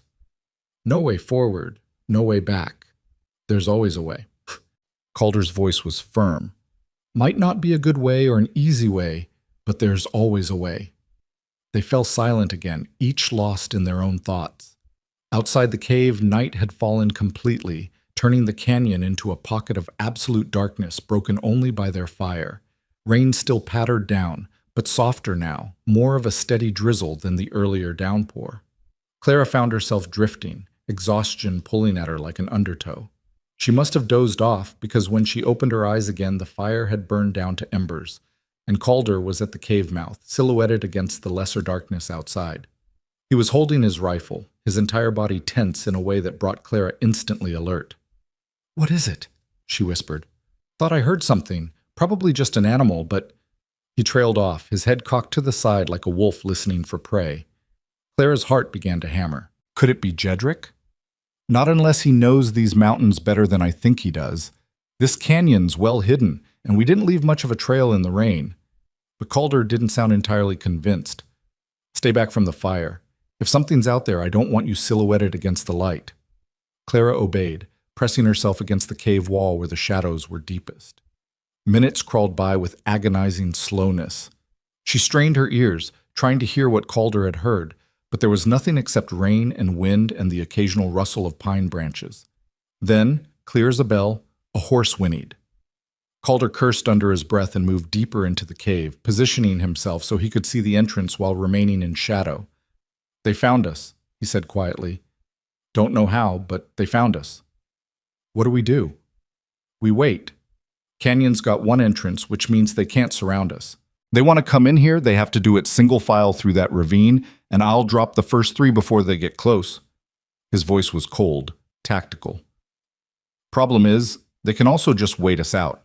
Block the entrance, starve us until we're weak enough to take easily." Clara's mind raced. "How many do you think?" "Can't tell yet, but if Jedrick's smart, he brought everyone he could muster. Probably 15, 20 men. Maybe more." "You can't fight 20 men." "Watch me." Calder's smile in the darkness was wolf-like. "I've survived worse odds." "When?" "Winter of 52. Holed up in a cabin with a broken leg while a band of claim jumpers tried to smoke me out. There were 8 of them and 1 of me, and I was delirious with fever from the break going bad." He checked his rifle's load. "I'm alive." "They're not. Simple math." Clara wanted to find comfort in his confidence, but the situation was fundamentally different. Then he'd been alone. Now he had her. Injured, slow, a liability he'd have to protect while also defending their position. She was going to get him killed. The thought crystallized into certainty, and with it came a decision Clara had been avoiding since the moment Calder cut her free in the town square. She couldn't let him die for her. Wouldn't let another person sacrifice themselves because she'd been too weak, too blind, too broken to save herself. "I'm going out there," she said. Calder's head whipped around. "The hell you are." "Listen to me."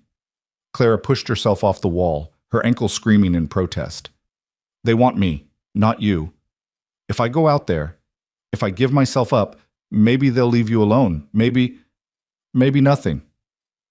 Calder crossed the space between them in 2 strides, his hands gripping her shoulders. Not hard, but firm enough to make her focus. You go out there, Jedrick kills you. Maybe not right away. Maybe he drags you back to Red Holler first, makes an example of you. But you die either way, and I don't save people just to watch them walk into their own executions. Better me than both of us. No. The word was flat, absolute. Not happening. You want to give up? You want to quit fighting? You do that after we survive this. But right now you stay in this cave and you let me do what I do best. Which is? Survive. He released her shoulders and returned to the cave mouth. Now get back against that wall and stay quiet. If shooting starts, you cover your ears and keep your head down. Understand? Clara wanted to argue, wanted to scream that this wasn't fair, that he didn't deserve to die defending someone he barely knew. But the look on his face stopped her. This was a man who'd spent 7 years carrying guilt over a sister he couldn't save. He wasn't going to let history repeat itself. Not today. Not with her. So she retreated to the wall and waited. A voice echoed through the canyon, distorted by the rain and distance, but unmistakably Jedrick's. Boone, I know you're in there. Send Clara out and we can end this peaceful-like. Calder didn't respond. Didn't even twitch. He just stood there, rifle raised, watching the ravine entrance with the patience of stone. She's my wife, Boone. Jedrick's voice had taken on a wheedling quality. You got no right to keep her from me. I'm willing to let bygones be bygones about what you said earlier, about Rowena and all that. Just send Clara out. Still, Calder said nothing. Clara could see the calculation behind his eyes, the way he was measuring distances and angles and lines of fire. This was a man in his element, and despite everything, despite the terror clawing at her throat, she felt a flicker of something that might have been hope. Last chance, Boone, you don't send her out, we're coming in. And I've got 20 men with me, all armed, all ready to do what needs doing. You can't fight all of us. Actually, Calder called back, his voice carrying across the canyon with surprising clarity, I think I can. But let's test that theory, shall we? He fired once, not at anyone visible, but at something beyond Clara's line of sight. There was a scream, a crash, and then chaos erupted. Men were shouting, horses were panicking, and Clara could hear Jedrick bellowing orders over the din. That was a warning shot, Calder shouted. Next one goes through a chest. Turn around and ride out of here while you still can. The response was a hail of gunfire that sparked against the rocks near the cave mouth. Calder dropped into a crouch, unfazed, and returned fire with methodical precision. 1 shot, 2. Each one followed by a scream or curse from the darkness. The man wasn't just shooting randomly, he was hitting what he aimed at. But there were too many of them. Even Clara, who knew nothing about tactics or warfare, could see that. For every shot Calder fired, a dozen came back. The cave provided good cover, but eventually they'd either rush the position or simply keep them pinned until dawn, at which point picking them off would be easy. Calder, Clara said urgently. There has to be another way out of here, a back exit, a crack in the rock, something. Nothing big enough for us. Calder fired again, and someone cursed. Canyon's a trap if you're defending, which is why I picked it. Didn't count on them finding us this fast. So what's the plan? Working on it. Another shot, another cry of pain. How's your ankle? Can you run if you have to? Define run. Move faster than walking while people shoot at you. Clara tested her weight on the injured ankle and immediately regretted it. For maybe 30 seconds before it gives out completely. Might be enough. Calder reloaded his rifle with practiced speed. There's a gap in the ravine wall about halfway to the entrance. Hidden by an outcrop, easy to miss in the dark. If I can create enough chaos, you might be able to slip through it while they're focused on me. And go where? Anywhere that isn't here. Calder glanced at her. The paint mare's tied just outside. You get to her, you ride north. Don't stop until you hit Ben Whitley's cabin. He'll protect you. I'm not leaving you. You don't have a choice. Calder fired twice in quick succession. This isn't about bravery or loyalty or any of that noble garbage. This is about survival, mine and yours, and right now the best chance either of us has is if you get clear while I keep them busy. Clara felt tears burning at the corners of her eyes again. You'll die. Probably not. I'm surprisingly hard to kill. His smile was grim. But if I do, you make sure everyone knows the truth about Jedrick, about Rowena, about all of it. That's all I ask. Before Clara could respond, the pattern of gunfire changed. Instead of random shots, it became coordinated. A barrage meant to keep Calder's head down while men advanced up the ravine. Clara could see shapes moving in the darkness, counting at least 5 men working their way forward under covering fire. They're rushing us, Calder said calmly. This is it. You ready? Clara wasn't ready, would never be ready. But she nodded anyway because what else could she do? On 3, you run for that gap. Don't look back, don't hesitate, just run. Calder took a deep breath. 1. Clara gathered herself, ignoring the screaming protest from her ankle. 2. The advancing men were closer now, maybe 20 yards from the cave mouth. 3. Calder stood and began firing in rapid succession, working the rifle bolt so fast it seemed like one continuous roar. Men dove for cover, their advance halting as Calder's bullets found home with devastating accuracy. And in that moment of chaos, Clara ran. Her ankle betrayed her immediately, buckling on the second step. She caught herself, pushed off the wall, and staggered forward. The gap Calder had mentioned was there, barely visible, just a crack between 2 rock faces that looked too narrow for a person to squeeze through. Clara threw herself at it anyway, wedging her body into the opening. Rock scraped her shoulders, her hips, tearing at Calder's shirt and the bandages underneath. Behind her, the gunfight continued, Calder's rifle punctuating the chaos like a metronome counting down to disaster. Then she was through, stumbling out into the narrow canyon on the other side. The paint mare was exactly where Calder had said it would be, tied to a scrub pine and wild-eyed with fear. Clara grabbed for the reins with her bandaged hands, managed to get hold of them, and pulled herself toward the saddle. Getting mounted with an injured ankle and torn wrists was a nightmare, but terror gave her strength she didn't know she had. She got her good foot in the stirrup, hauled herself up, and nearly screamed as pain exploded through her body. But she was in the saddle. She was mounted. The horse needed no urging. It bolted the moment Clara was seated, racing away from the gunfire and chaos. Clara clung to the saddle horn, her vision graying at the edges, trees whipping past in a blur of shadow and rain. Behind her, the gunfire reached a crescendo and then suddenly cut off. Clara's heart stopped. The silence was worse than the noise had been, because silence meant something had ended. Someone had won, someone had lost, and Clara was riding away too fast to know which. She wanted to turn back, wanted to wheel the horse around and race back to the canyon to see if Calder was alive or dead. But his last words echoed in her mind. Don't look back. Don't hesitate. Just run. So she ran, through the rain and the darkness, through pain that made her want to pass out, through country she didn't know toward help that might not exist. She ran because Calder had told her to, because staying alive was the only way to make his sacrifice, if it had been a sacrifice, mean something. The paint mare knew where it was going better than Clara did, following trails Clara couldn't see in the darkness. Time became meaningless. They could have been riding for minutes or hours. Clara couldn't tell. Everything hurt. Everything was cold and wet and terrifying. But she stayed in the saddle through sheer stubbornness, through the knowledge that falling now meant dying. When she finally saw the cabin materializing out of the darkness like a ghost made solid, Clara wasn't sure if it was real or a hallucination brought on by pain and exhaustion. But the paint mare headed straight for it, and Clara let the horse carry her forward. She fell from the saddle more than dismounted, hitting the ground in a heap. The cabin door flew open and a man appeared, older, bearded, holding a shotgun. Ben Whitley, if Calder had been telling the truth. Help, Clara managed, and it came out as barely a whisper. Calder Boone sent me. We need to... And then the darkness she'd been fighting finally claimed her, pulling her down into unconsciousness with the taste of rain and blood in her mouth. Clara woke to firelight and the smell of coffee, her body one continuous ache that seemed to have no beginning or end.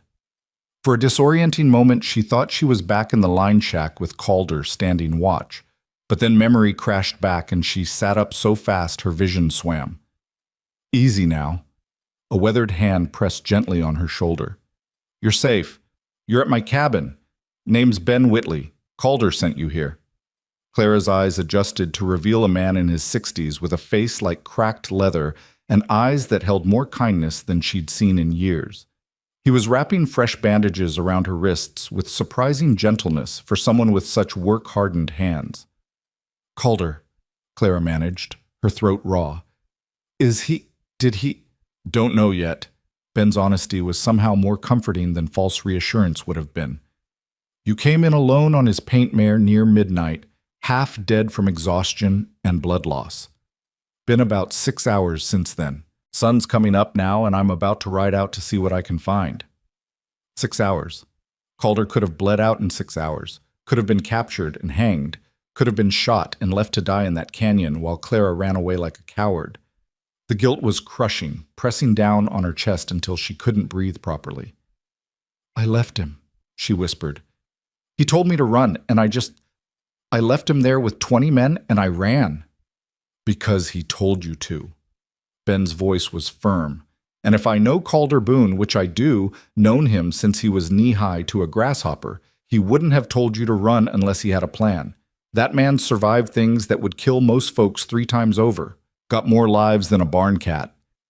Clara wanted to believe him, but hope felt like a luxury she couldn't afford. She'd hoped before. Hoped Jedrick would change. Hoped someone in Red Holler would help her. Hoped the law would protect her. Hope had failed her every single time.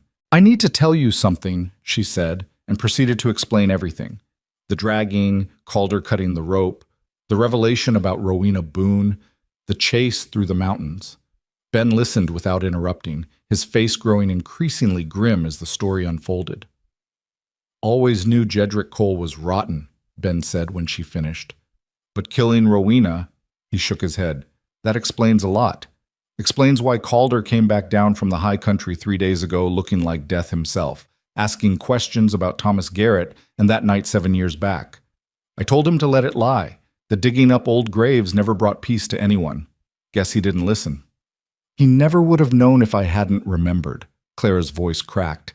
"If I just kept my mouth shut, then Jedrick would still be walking around free, and Rowena's murder would stay buried." Ben stood, moving to the small stove to pour coffee. "Sometimes truth is a harder burden than lies, girl, but it's still truth. And truth has a way of demanding justice, whether we're ready for it or not." He handed her the coffee, and she wrapped her damaged hands around it, letting the warmth seep into her bones. Through the cabin's single window, she could see dawn breaking over the mountains, a pale, watery light that turned the pine trees into dark sentinels, standing guard against the coming day. "I'm riding out to find Calder," Ben said, pulling on a heavy coat. "You stay here, keep the door barred, and don't open it for anyone except me or him. There's a shotgun above the mantel if you need it. Both barrels are loaded. You know how to shoot?" Clara shook her head. "Pull the hammers back, point it at whatever scares you, and squeeze both triggers. Can't miss at close range." Ben headed for the door, then paused. "And Clara? Don't give up on him yet. Calder Boone's got a habit of surviving things he shouldn't." Then he was gone, and Clara was alone with the fire, and her thoughts, and the crushing weight of not knowing. She tried to rest, tried to let her battered body heal, but every sound from outside sent adrenaline spiking through her veins. The creak of a branch, the skitter of a squirrel across the roof, the distant call of a crow. Each one could be Jedrick's men closing in, could be the end coming for her in this small cabin at the edge of the world. Hours crawled by with agonizing slowness. Clara changed her own bandages as best she could, wincing at the angry red lines where the rope had cut deepest. She forced herself to eat some of the bread and dried meat Ben had left out, knowing she needed strength even though her stomach rebelled at the thought of food. And she waited. The sun was high when she heard hoofbeats approaching.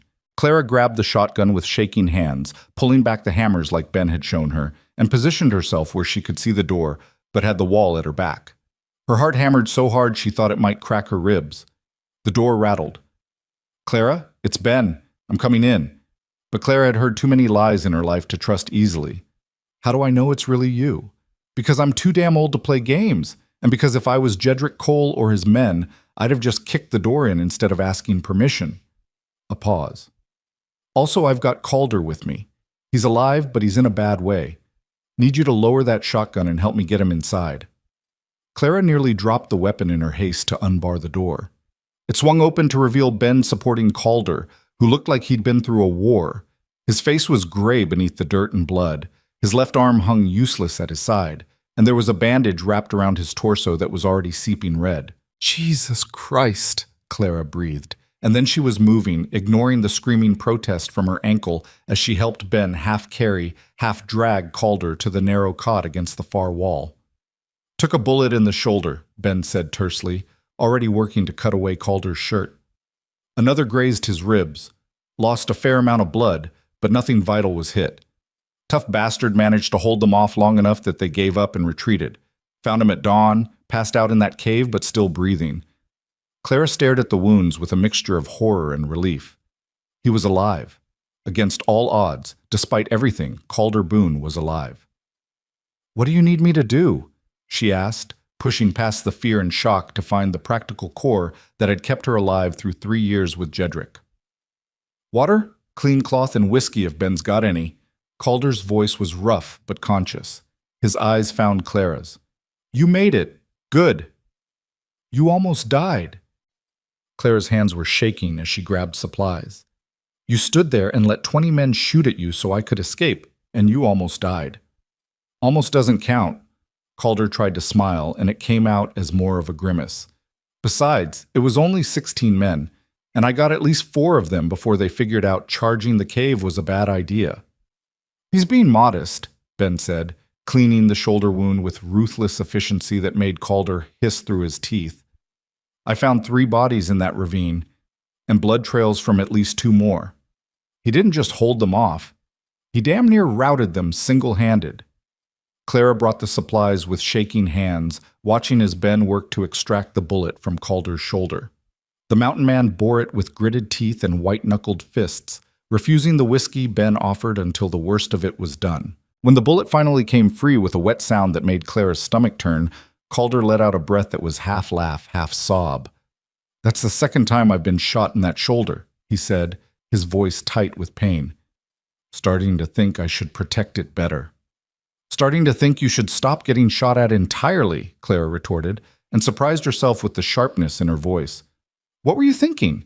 You could have run too, could have slipped out behind me and let them chase us both? While you can barely walk and I'm trying to cover our retreat?" Calder shook his head. "Better to make a stand where I had the advantage. Canyon walls, single approach, good cover, basic tactics. Basic suicide, more like." But Clara's anger was draining away, replaced by exhaustion and relief so profound it made her dizzy. He was alive. They were both alive. Against every reasonable expectation, they had survived. Ben finished bandaging Calder's wounds and stepped back to wash the blood from his hands. "They'll come again," he said flatly. "Maybe not today while they're licking their wounds, but soon. Jedrick Cole's not the type to let this go, especially now that you've cost him men and made him look weak." "I know." Calder tried to sit up and immediately thought better of it. "Which is why we need to change the game. Stop running and start fighting back." "How?" Clara demanded. "There's 3 of us, 1 old man, 1 shot-up mountain man, and 1 woman who can barely walk. Jedrick has an entire town backing him, money, weapons, and the law on his side. What exactly do you propose we do?" Calder's eyes met hers, and despite the pain and exhaustion written across his face, there was steel in that gaze. "We take away his power. His influence in Red Holler is built on fear and money, and the illusion that he's untouchable. So we shatter that illusion. We make everyone in that town see what he really is." "They already know what he is," Clara said bitterly. "They watched him drag me through the streets and did nothing. Because they thought they had no choice, because standing up to Jedrick alone meant death or ruin." Calder shifted, wincing. "But what if they weren't alone? What if enough people stood together?" Ben snorted. "You're talking about organizing a rebellion in a frontier town where the sheriff's corrupt, the wealthy back Jedrick, and everyone else is too scared or too beaten down to fight. Good luck with that." "Not luck. Evidence." Calder looked at Clara. "You said you saw him drag Rowena to the stables. Were there any other witnesses? Anyone else who might have seen something but was too afraid to speak up?" Clara thought back, her memory of that night sharpening with effort. There were lights on in some of the buildings near the stables. The assayer's office, I think, and old Mrs. Chen, who lived above the laundry, her window faced that direction. Mrs. Chen died 2 years back, Ben said, but her daughter still runs the laundry, and Harold Wade was the assayer then, still is, far as I know. If either of them saw something, they'll never testify against Jedrick, Clara interrupted. Not publicly. He'd destroy them. Not if he's already destroyed. Calder's smile was grim. We don't need testimony. We just need doubt. Need enough people questioning what they've been told about Rowena's death that the whole story starts to unravel. Clara wanted to argue, wanted to point out all the ways this plan could fail. But before she could speak, the sound of approaching horses froze everyone in place. Multiple riders coming fast. Ben grabbed his rifle and moved to the window. 6 men, armed, and that's Jedrick Cole in the lead. Clara's blood turned to ice. How did they find us? Tracked the paint mare, probably. Should have known they'd be able to follow her prints in the mud. Calder was already trying to stand, his face going gray with effort. Ben, get Clara out the back. There's a root cellar. No. The word came out of Clara's mouth before she'd consciously decided to say it. No more running, no more hiding in cellars while men fight and die because I'm too weak to stand on my own. She moved to the window, looking out at the approaching riders, and something inside her crystallized into certainty. I'm done being dragged, done being property, done being the reason good men get hurt. Clara, Calder started, but she cut him off. You said we needed to shatter the illusion, make people see what Jedrick really is. Clara turned from the window to face both men. Then that's what we do, right now, right here. Ben and Calder exchanged glances. What exactly are you proposing? Ben asked carefully. I'm proposing we give Jedrick exactly what he wants, me. Clara's voice was steady despite her racing heart. But we do it in Red Holler, in the town square, with every witness we can gather. We make him face what he did, to me, to Rowena, to everyone he's ever hurt, and we make the town choose whether they're going to stand with him or against him. That's insane, Calder said flatly.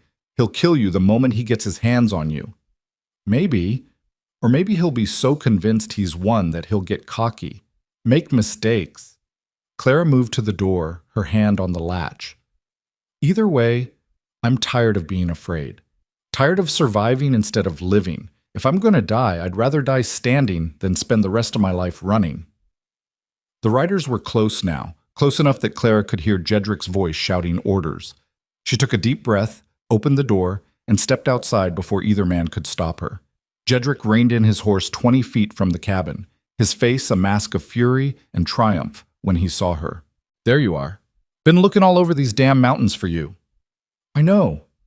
Clara's voice carried across the distance between them, stronger than she'd expected. That's why I'm here, to end this. End this? Jedrick laughed, but it sounded hollow. You think you get a say in how this ends? You're my wife, Clara. My property. And I'm taking you home where you belong. I'm not going anywhere with you. Clara stood her ground despite the terror clawing at her throat. Not until we go back to Red Holler and you tell everyone the truth about what happened to Rowena Boone. The change in Jedrick's expression was instantaneous, shock giving way to rage so pure it twisted his features into something barely human. You shut your mouth about Rowena. Why? Because you killed her? Because you dragged her to the stables 7 years ago and murdered her, then let Thomas Garrett take the blame? Clara's voice rose, projecting so that every man with Jedrick could hear. I saw you that night. Saw your face in the lamplight. Saw the scar on your cheek. I was just a girl then and too scared to speak up, but I'm not scared anymore. You lying bitch! Jedrick went for his gun, but Marcus Webb, who'd been riding beside him, caught his arm. Boss, wait. If she's saying this in front of witnesses, I don't give a damn about witnesses. Jedrick shook Marcus off. She's lying. Making up stories because she's trying to save her own skin. Then prove it. Calder's voice came from the cabin doorway.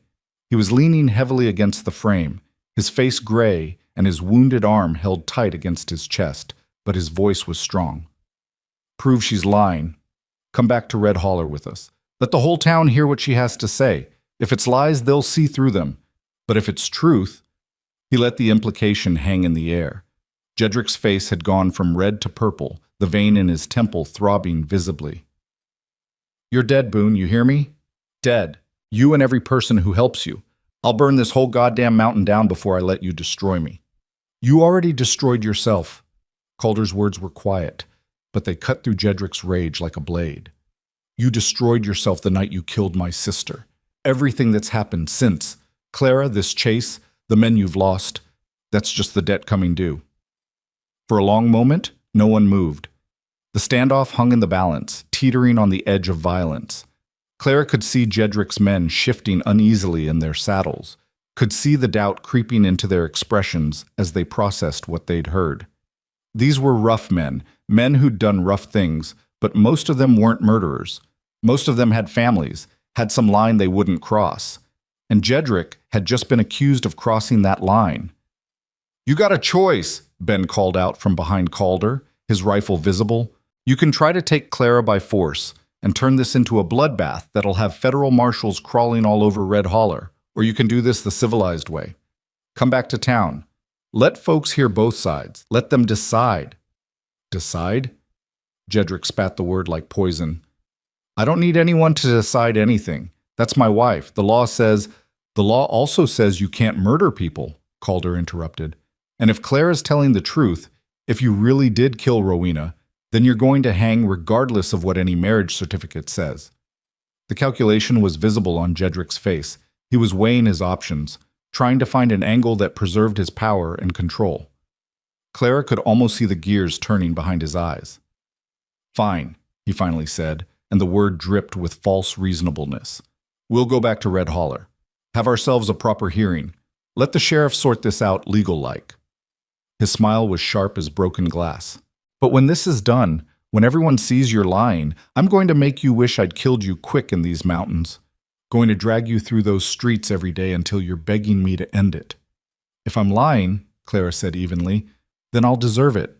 But I'm not lying, Jedric, and deep down, you know it." The ride back to Red Holler was the longest of Clara's life.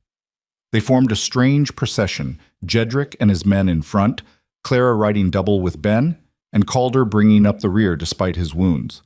The mountain man had insisted on coming even though every jostle of the horse clearly caused him agony. His presence was both comfort and concern. Clara didn't want him dying on her behalf, but she also knew she'd never make it through this without him. They reached Red Holler just after noon, and word of their arrival spread like wildfire. By the time they reached the town square, the same square where Clara had nearly died days before, it seemed like every resident had turned out to watch. They packed the streets, lined the boardwalks, filled windows and doorways with faces hungry for spectacle. Sheriff Garrett was waiting in the square, his face drawn and worried. Whatever he'd been told about this gathering, it was clear he hadn't expected it to be this public or this large. "Jedric," he started, his voice placating, "maybe we should discuss this in my office. Private-like." "No." Clara's voice cut through the murmuring crowd. "This gets discussed here, in front of everyone. No more private conversations. No more looking the other way. Everyone in this town is going to hear the truth, and then they're going to have to decide what kind of place they want Red Holler to be." The crowd pressed closer, sensing drama. Clara could see familiar faces, Dr. Sullivan looking guilty and hopeful, Marcus Webb looking trapped, women she'd known for years who'd watched her being dragged and done nothing, all of them waiting to see what would happen next. 7 years ago, Clara began, her voice shaking but growing stronger with each word, a woman named Rowena Boone was murdered. Her body was found in the creek behind the mining stables, and everyone was told she'd fallen and hit her head, but she didn't fall. She was dragged there and killed. And I know this because I saw it happen. The murmuring grew louder. Calder had dismounted and was standing near Clara now, his mere presence adding weight to her words. "I was 14 years old," Clara continued. "It was late at night, and I heard screaming. When I looked out my window, I saw a man dragging a girl toward the stables. She was fighting, trying to get away, but he was too strong. And when he passed under the lamplight, I saw his face." She turned to look directly at Jedric. "I saw your face, Jedric Cole. Saw the scar on your cheek. Saw you drag Rowena Boone to her death." The crowd erupted. Some people shouted denials. Others called for Clara to be arrested for slander. But there were also voices calling for Jedrick to answer the accusation, demanding he defend himself. Jedrick's face had gone from purple to almost white. She's lying. She's a hysterical woman who's been through trauma, and her mind is Harold Wade, but Calder's voice cut through the chaos like a knife. You were the assayer 7 years ago. Your office window faced the mining stables. Did you see anything that night? An elderly man near the front of the crowd went pale. I don't tell them, Calder pressed. You've carried this for 7 years. Tell them what you saw. Harold Wade looked like he wanted to run, wanted to disappear into the crowd and pretend he'd never been called on. But hundreds of eyes were on him now, and there was nowhere to hide. I saw someone, he finally said, his voice barely above a whisper. A man, dragging someone toward the stables. It was dark, and I couldn't see clear, but he swallowed hard. But there was shouting, screaming, and the next morning, when they found that poor girl, he trailed off, but the implication was clear. Why didn't you say anything? Someone in the crowd demanded. Because I was scared, Harold's voice cracked. Because Jedrick Cole had money and power, and I was just an assayer who could be replaced. Because I told myself maybe I was wrong, maybe I didn't see what I thought I saw. Because it was easier to stay quiet than to get myself killed standing up. A ripple went through the crowd. Recognition, shame, understanding. How many of them had stayed quiet about something? How many had looked away from inconvenient truths? Mrs. Chen's daughter, another voice called out. It was a small Chinese woman Clara recognized from the laundry. My mother told me before she died, said she saw something that night. A man with a scarred face dragging a girl. She was afraid to speak because... The woman's voice hardened. Because men like Jedrick Cole don't face justice in towns like this. They buy it. They threaten it. They make it disappear. More voices joined in, tentatively at first, then with growing confidence. A miner who'd heard Jedrick bragging drunkenly about teaching a girl a lesson years ago. A shopkeeper who'd seen Thomas Garrett being paid off by Sheriff Garrett to leave town quick. A woman who'd noticed Rowena's charm, the carved bird, in Jedrick's pocket the week after she died, though he'd claimed he found it in the street. Piece by piece, the truth assembled itself in the town square. Not perfect, not complete, but damning nonetheless. And with each new voice, Jedrick's position crumbled a little more. These are lies, Jedrick was shouting now, his control fracturing. All of you, you're letting this woman and this mountain man poison your minds against me. I've done more for this town than any of you. I provided jobs, built businesses, kept the law. You kept nothing. The shout came from Dr. Sullivan, who pushed his way to the front of the crowd. You broke the law. You murdered that girl, and then you married Clara and tortured her for 3 years. And I watched it happen. We all watched it happen. And we did nothing because we were cowards. The doctor's voice broke on the last word, but he pressed on. I took an oath to do no harm, and I violated that oath every single day I stayed silent while you hurt Clara. Every day I bandaged wounds I knew came from your fists and said nothing. I'm done being silent. I'm done being a coward. Others took up the cry, a cacophony of voices finally finding the courage to speak truth to power. The dam had broken, and Red Haller's long-suppressed conscience came flooding out. Sheriff Garrett tried to restore order, but his voice was drowned out. And when he reached for Jedrick, whether to arrest him or protect him, Clara would never know, Jedrick snapped. He lunged at Clara with a roar of pure rage, his hands reaching for her throat. But Calder was there, stepping between them despite his wounds. Jedrick's momentum carried him forward, and the two men collided, falling into the dust of the square in a tangle of fists and fury. The crowd scattered, giving them room. Clara wanted to intervene, wanted to stop the violence, but Ben's hand on her shoulder held her back. Let them finish it, he said quietly. Some debts can only be paid in blood. It wasn't a fair fight. Calder was wounded, exhausted, operating on nothing but will and rage. But Jedrick was desperate, fighting like a cornered animal, and desperation made him dangerous. They rolled through the dirt, trading blows that sounded like meat being tenderized. Jedrick got his hands around Calder's throat and squeezed, his face twisted with murderous intent. But Calder's hand found the charm in his coat pocket. Rowena's charm, the carved bird he'd carried for 7 years. His fingers closed around it, and something in him seemed to settle, to focus. He brought his knee up hard into Jedrick's gut. The grip on his throat loosened. Calder rolled, reversing their positions, and his fist came down like a hammer. Once, twice, 3 times. Each blow punctuated by 7 years of grief and rage and helpless guilt. When he finally stopped, Jedrick Cole lay broken in the dust, conscious but defeated. Blood ran from his nose and mouth, and his scarred cheek was split open, weeping red. Calder stood slowly, swaying on his feet. He pulled Rowena's charm from his pocket and held it up for everyone to see. "This belonged to my sister," he said, his voice carrying across the silent square. Jedrick Cole had it in his possession a week after her death. Harold Wade and Mrs. Chen's daughter saw him drag her to the stables. Clara Wynne witnessed it too.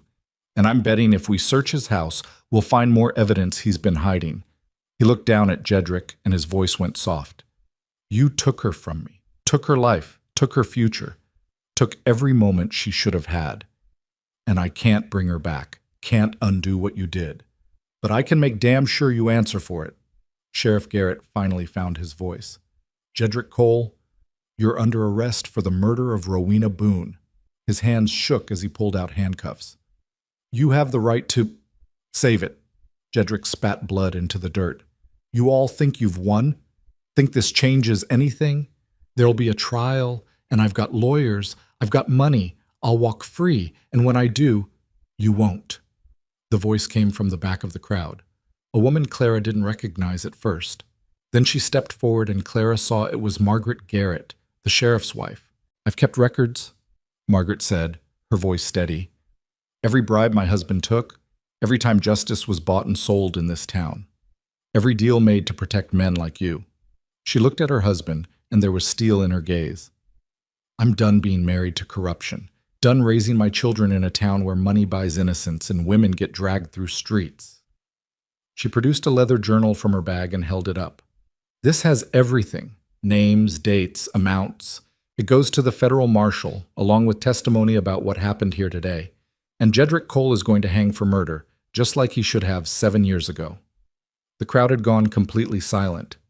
This was history being made, the moment a town decided to be better than its worst impulses. It wouldn't be easy. There would be resistance, consequences, pain. But it was a start. Clara felt Calder's hand find hers, his fingers threading through her bandaged ones. He was swaying on his feet, his face gray with pain and exhaustion, but he was smiling. "It's over," he said quietly. "It's really over." Sheriff Garrett led Jedrick away in chains, the man who'd terrorized Red Holler for so long, reduced to just another prisoner. The crowd began to disperse slowly, people talking in hushed voices, processing what they'd witnessed. Some looked ashamed, others looked relieved. All of them looked different than they had an hour before. Dr. Sullivan approached Clara and Calder, his face working with emotion. "I'm so sorry," he said, "both of you, for everything. For my cowardice, for my silence, for—" "Help Calder," Clara interrupted gently. "That's how you make it right. Tend his wounds and make sure he doesn't die after surviving everything else." Sullivan nodded gratefully and immediately began fussing over Calder's blood-soaked bandages. Ben appeared with the horses, ready to get them somewhere safe and quiet. As they prepared to leave the square, Clara took one last look at the place where she'd nearly died. The rope was gone, cut away by Calder's axe.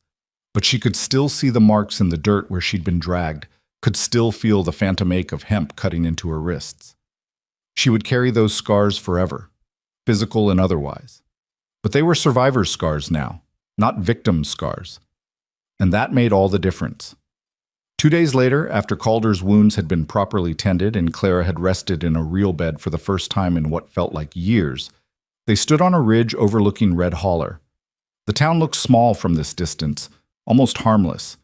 Smoke rose from chimneys. People went about their business. Life continued, as it always did. "What will you do now?" Calder asked. The bandages were still white around his shoulder, but color had returned to his face. Clara considered the question. A week ago, she would have said she had no idea, that she couldn't imagine a future beyond just surviving the present. But now— "I think I'll stay here for a while," she said slowly. "Help Margaret Garrett organize the women. There are others like me in Red Holler. women trapped by men like Jedrick, too scared or too beaten down to fight. Maybe together we can change things. Make it so the next woman doesn't have to wait for a mountain man to cut her free." Calder nodded, understanding. "And after that?" "After that?" Clara smiled, and it felt strange on her face, a real smile, unforced. "After that, I don't know. Maybe I'll travel.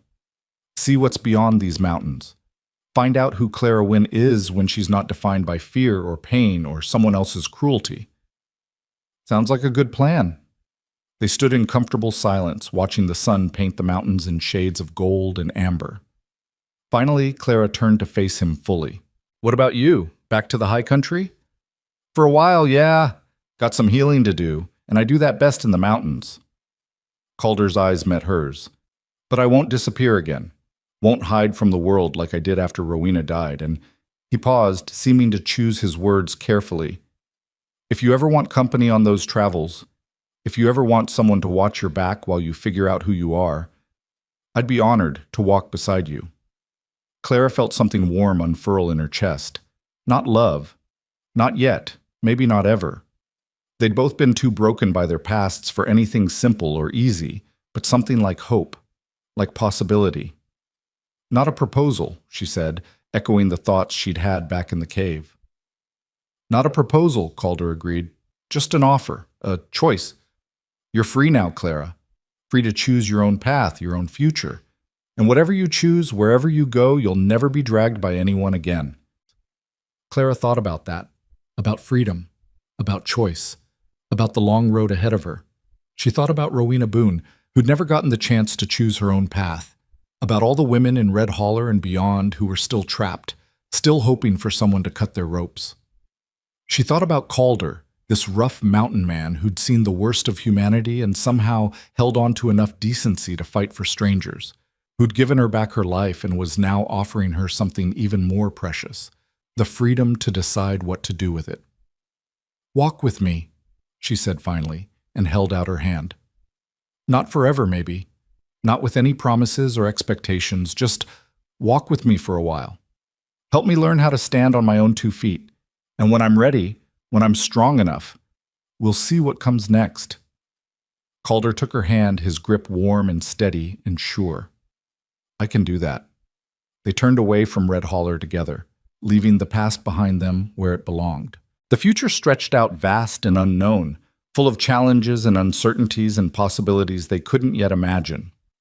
But they would face it together, not as savior and saved, not as hero and victim, but as 2 people who'd survived hell and chose to keep living anyway.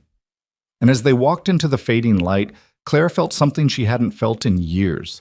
Not happiness exactly, but something close to it.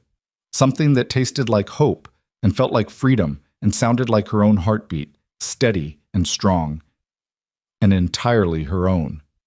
Behind them, the sun set over the mountains, painting the sky in shades of fire and gold. And ahead of them, somewhere beyond the next ridge, the rest of their lives waited to be written.